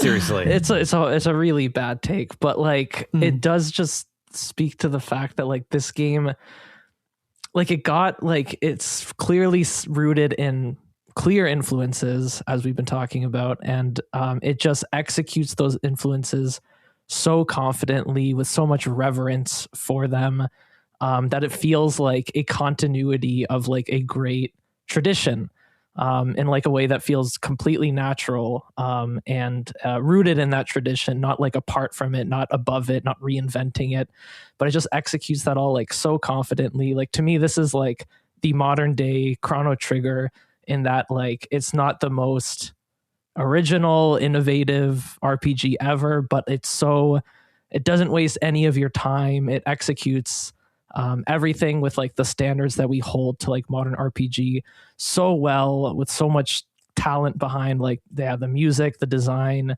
everything, and just like it resonates with so many people, which is amazing. Like I felt such a personal connection to this game. And without looking too much into the discourse, just seeing people feel the same way is amazing. It's really cool. So yeah, this is like clearly like a very special game from all these different angles. And I don't even know what else to say. It rules. I would be curious to know if like the people that are detracting from the game, I mean, obviously like people did the same thing to Astrobot, which is like such a pure game that doesn't deserve any hatred, right? But by the very fact of winning an award, people are like, this game sucks. But I wonder if for this game, if a lot of the haters are like just younger, because thinking about it, I'm like, most of the people that I've talked to about this game are the age of the characters, which are like 30. My high school students are like, what do you think about the fact that people say that the combat is like unique? I'm like, well, it's not, but it also like it leans into things in a different way. Like it goes so hard. Like you can play it like pure Sekiro, or you can play it like pure turn-based RPG where you are build. Like there's so much flexibility. Like I think that the thing that's unique about this game is that like you can be level 1 and never get hit. You know what I mean? Like I think the thing that's unique about it is that like it just goes to 100 in like two different ways. Whereas like build variety is everything, but also like who cares about your build? Parry it. It's oh god, it's so good. I mean, I haven't had a chance to really play too much of it yet, but I mean, you can definitely tell it's something special. But yeah, the influences are there too, and it's an amazing game though. I like it. No, I was just going to say it's really true. Just echoing what you were talking about there, exactly. You can play it in any way that you want. I'm thinking there about the Souls-like influence, the difficulty level. I mean, and the pacing and the time. You can mainline the whole thing, go right to the end, or you can do all this finding these extra super bosses and things, which may really, if you're the type of person that loves that, it's going to add to your experience. But if you're not, it won't remove anything from what you find from the game, and I think that's beautiful and has been really emphasized with the release of the DLC as well after they won all the awards. Ooh, gosh, the DLC is so good too. It's funny because like a lot of ways, like the exploration reminded me of Xenoblade Chronicles. Like you can walk up to like a level 82 in Xenoblade Chronicles, right? And you're just gonna get like absolutely destroyed. But like here, you might, but you could also win. There's no way you can win in Xenoblade Chronicles against territorial Rotbart, right? It's like actually literally impossible because of the way the agility scales in the original Xenoblade Chronicles. But like it's from a gameplay design perspective, it's like it understood the assignment. From a story perspective, I know there are some things that are controversial about the ending, but like, I don't know, for me personally, and for the themes and ideas that I am personally interested in, which are things like grief and how we like give meaning to that which does not have any. Stunning, just like unbelievable. The design, I like whatever, like I hate to bring up the AI conversation here for a second, but like their response to like what happened with AI is like way better than anybody else's. They're like, yeah, we like experimented with it. And I, as a teacher who hates AI, tried it in my classroom 4 years ago. And I was like, oh, this is garbage. And now here we are where I have teachers who actually are forcing students to use AI in their work, which like don't even get me started. But like they cop to it. They're like, hey, we did this. We hated it. We forgot that we put this in. Like, I hate to be like a total like a Sandfall stan, and I hate the narrative that was only 33 people who did it. Because as Aleks points out in his Game of the Year write-up about the visuals, like this is like one of the coolest parts of this is like the way that the animations during fights, like they mean so much. They're so over the top, but like in a perfect way. Like every time Mael does anything, I'm like, that's freaking cool, dude. And the story is powerful, and I don't know, man. Like the music is so good, and it's my favorite game. Like I don't know what else to say. Like I know people get mad about this, like you overhype it or whatever, but like it defines the year. It defines the year in RPGs, and it defines like what I want in a video game. And it's almost like the opposite of AI, isn't it? Really, like the amount of humanity in it. And you're mentioning a few things there. It's really evident from interviews with like, the motion capture artists, all the work they put into it, all the kind of emotion and blood, sweat, and tears from them, the voice actors, the designers, and and the writer. I think it's would be very hard to come away from that thinking this is in some way been created by a machine. Very clearly hasn't. You're right about the human side. Like, yeah, I think that the je ne sais quoi that the game has is like the stakes on everything feel so high, like in the story and in the gameplay, where it's like, okay, a parry could save my bacon here, but story wise, like, yeah, right from the outset, it's like you feel for these characters. They feel real. Their problems feel real and relatable. Were you living in this world? And like everything about it, like it goes to dark places that we don't see in like most JRPGs, like, Japan produced JRPGs. So you have this kind of like Western high drama mixed into it, this kind of like Walking Dead or whatever, where it's like, okay, my favorite characters could die truly at any moment. And like, that feels like you know, for me, it kept me glued to the screen where I'm like, I don't know what's going to happen. And like, you know, I kind of get the feeling from a lot of JRPGs, like, okay, bad things might happen, but no character is going to die. I mean, like they're the main characters. But in this game, it truly feels like I have no idea what's around the next corner, and I'm scared for my characters that I'm building up. So I think that was kind of like the sauce that this game had, was like the stakes just felt, you know, I was edge of my seat for a lot of it. Yeah, and it's like very, very cinematic in that sense, but like not in the sense of like kind of bombastic Hollywood cinema, but like just more. It's still a video game. It's still a video game ass video game, right? Like it's not afraid of what it is. Because like it blends that like real like kind of artistic cinematic sensibilities with just like moments that feel like they could be from one of the PS1 era Final Fantasies that are just like a little sillier, like the Gestural Village or something. And then it's kind of nonsense, but it is also woven into a much bigger tapestry and also provides some tonal variation, and it's just all delightful and meaningful and great. The Gestural Village is the golden saucer of Clair Obscur. Okay. I got lost in the Gestural Village for a long time, but yeah, fair enough. You know, it's funny, I've been pushing us along to like finish fast, and then we just spent like 20 minutes talking about Clair Obscur because sorry, I'm here.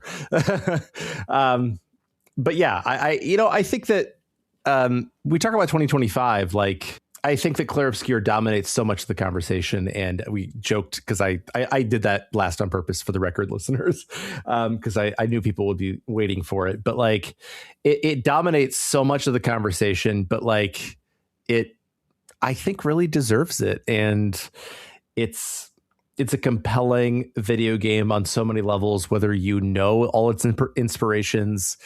Like whether you're like me and Gay and Broche, we're like, we love turn-based RPGs and Souls-likes. Here we go. Here's the video game. I'm like, dang, dude, you know me.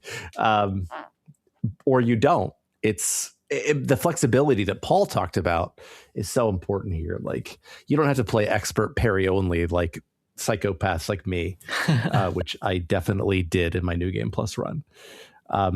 But before we sign off, and I want to do this real quick, I'm going to give you guys each a minute. That's it, to do a lightning round here. So there are a lot of games that we've talked about. We've mentioned some of them that are like really important this year, or, you know, that we just thought were interesting this year that we haven't talked about yet.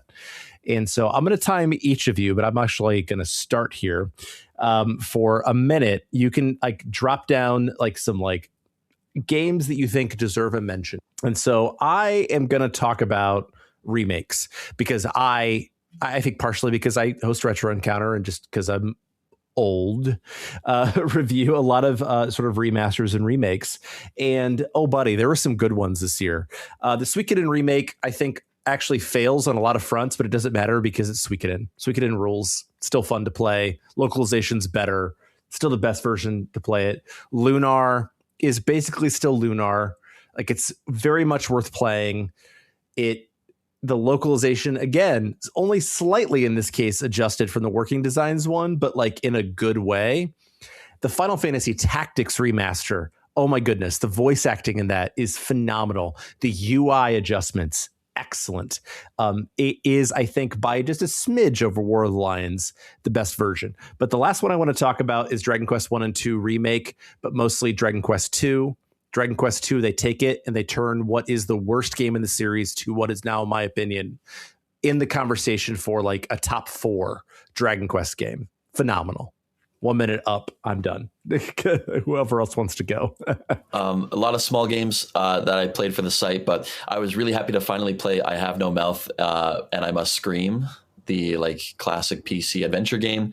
Not a great remake, but it's just like one-to-one an emulation of the PC version, but still very fun to play that. The conversation around that game is really fun to join. And then actually one of the highest scores I gave on the site this year, surprisingly, was a game called Tales of Iron 2, Whiskers of Winter. You all probably own the first Tales of Iron game on PS4 if you have PS Plus. It's like the mouse action RPG game. And this one, like if you like Monster Hunter or any Souls-like game, this is truly, truly like a really finely polished, great 20-hour game. Like just perfect size. You can take like a mouse-sized nibble at a larger RPG and just come away satisfied. Great game. Tales of Iron 2, Whiskers of Winter. So I mean, one of the best experiences I had this year, but didn't talk about it because it's not a complete game, is Deltarune. The first 4 chapters of the game are out. It's already like 30-ish hours of amazing game, and Deltarune definitely has enough going on that it's something that is very much worth replaying. So if you have any interest in Deltarune or you love Undertale, check that out. I also played the remaster of Off this year, which, I mean, if you like kind of RPG Maker indie style RPGs, Off was a pioneer in that. So it's like kind of just doing your homework. It also has aged well in some ways, and also got some nice quality of life adjustments that make it pretty smooth to play. It's a pretty short game. It's a pretty interesting one. Outer Worlds 2, I don't like as much as Avowed, but it is another Obsidian game, and it came out this year, and it's pretty good.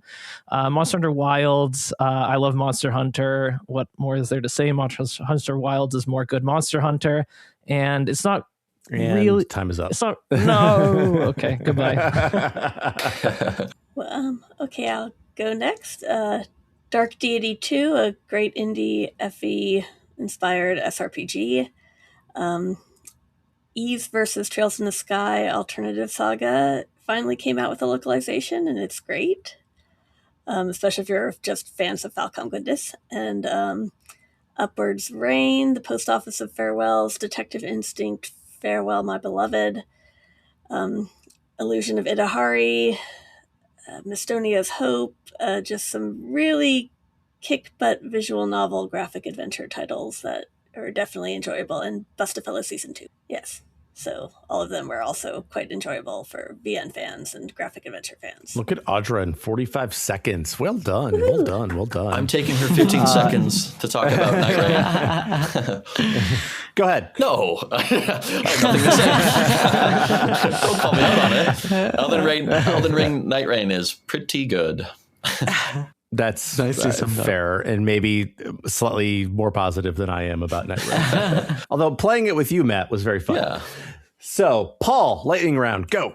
Yeah, I would say, although I haven't played it, Pokemon ZA has gone down very well in my house. But aside from that, things I actually have played, remakes, like Zach said, Tales of Graces was really fun at the beginning of the year. Bravely Default was a great way to kind of break the Switch 2 in, bringing something trapped from the 3DS, taking it forward, shining it up a little bit, and bringing that experience to us. And I would also highlight Lucid Dreaming, which was a console port of another thing that we've been talking a lot about today, classic adventure game style stuff, but with British humor and fun and a lot more lighthearted. So if you feel like a laugh and a short fun experience, go give that a go. Definitely support some independent creators. I mean, who likes British humor? I don't. I hate it here. Well, I know that we had some big ones we didn't talk about. Blueprints, Hades 2. But the reality is that even though I complained at the top that 2025 didn't hit my sweet spot, the way that last year did. I mean, Rebirth and Refantasio, those alone, gave me everything that I wanted. This is as has been true for a long time. You've got the indie space, you've got the AA space, you got the indie space, you've got the slightly funded space. There is a lot around, and there are a lot of video games to play, and the art form is sort of finding its way into its maturity, which I think is important. Yeah, we're in the new wave of indie games, I feel like, and I'm loving it. My favorite experiences are always the 10-hour ones, the $10 ones. You know what I mean? Yeah, for sure. Yeah, it feels like it's funneling it all into those gigantic, expensive experiences, but the actual kind of, in a way, the democratization of gaming is, as you say, where it's really at, and maybe where some of the best experiences are going to come from. Yeah, it's no matter what kind of game appeals to you specifically, you can find many titles to fit that taste. Yeah. So that's good. Yeah, I mean, it's a good time to be a video game player, and it's a better time every year. I talk to I don't know, people who like movies. And I'm like, well, you thought this year in movies was disappointing, but you shouldn't feel that way at all because one battle after another did come out.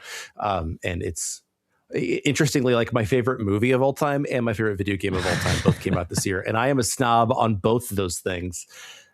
Because we should talk after recording about one battle after another because that movie is amazing. Anyway, it's so good.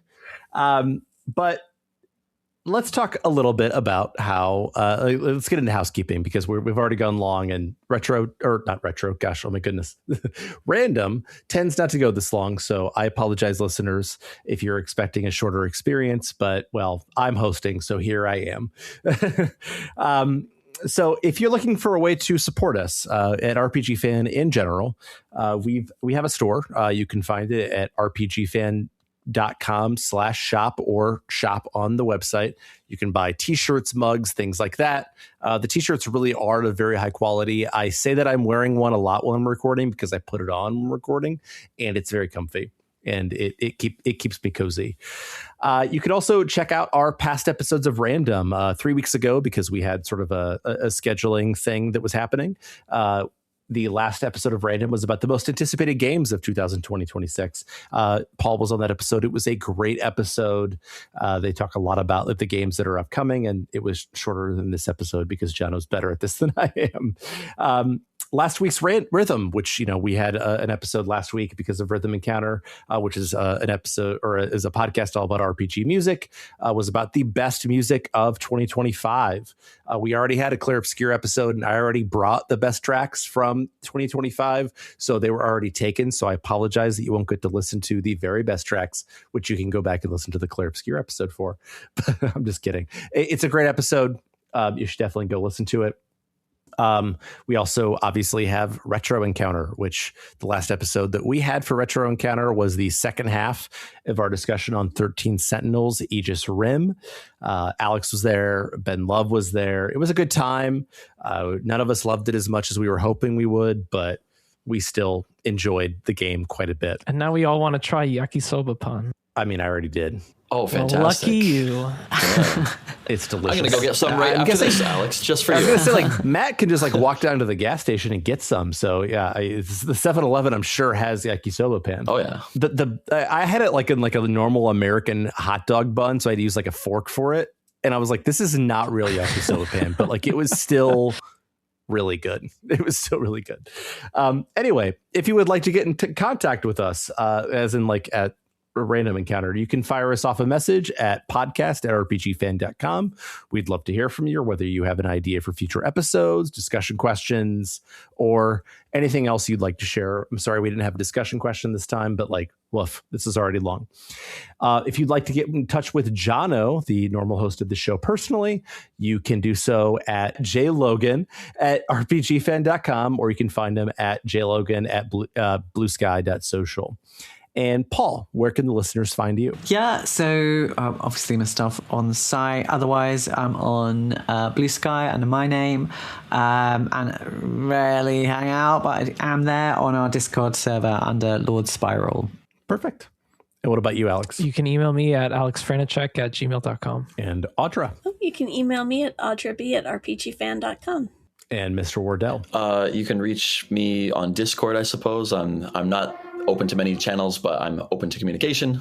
I'd love to hear from people, and read my writing at mattwardellwrites.wordpress.com. And if you'd like to get in touch with me, probably the best way, honestly, is Discord. I'm Zach W. on RPG Fans Discord.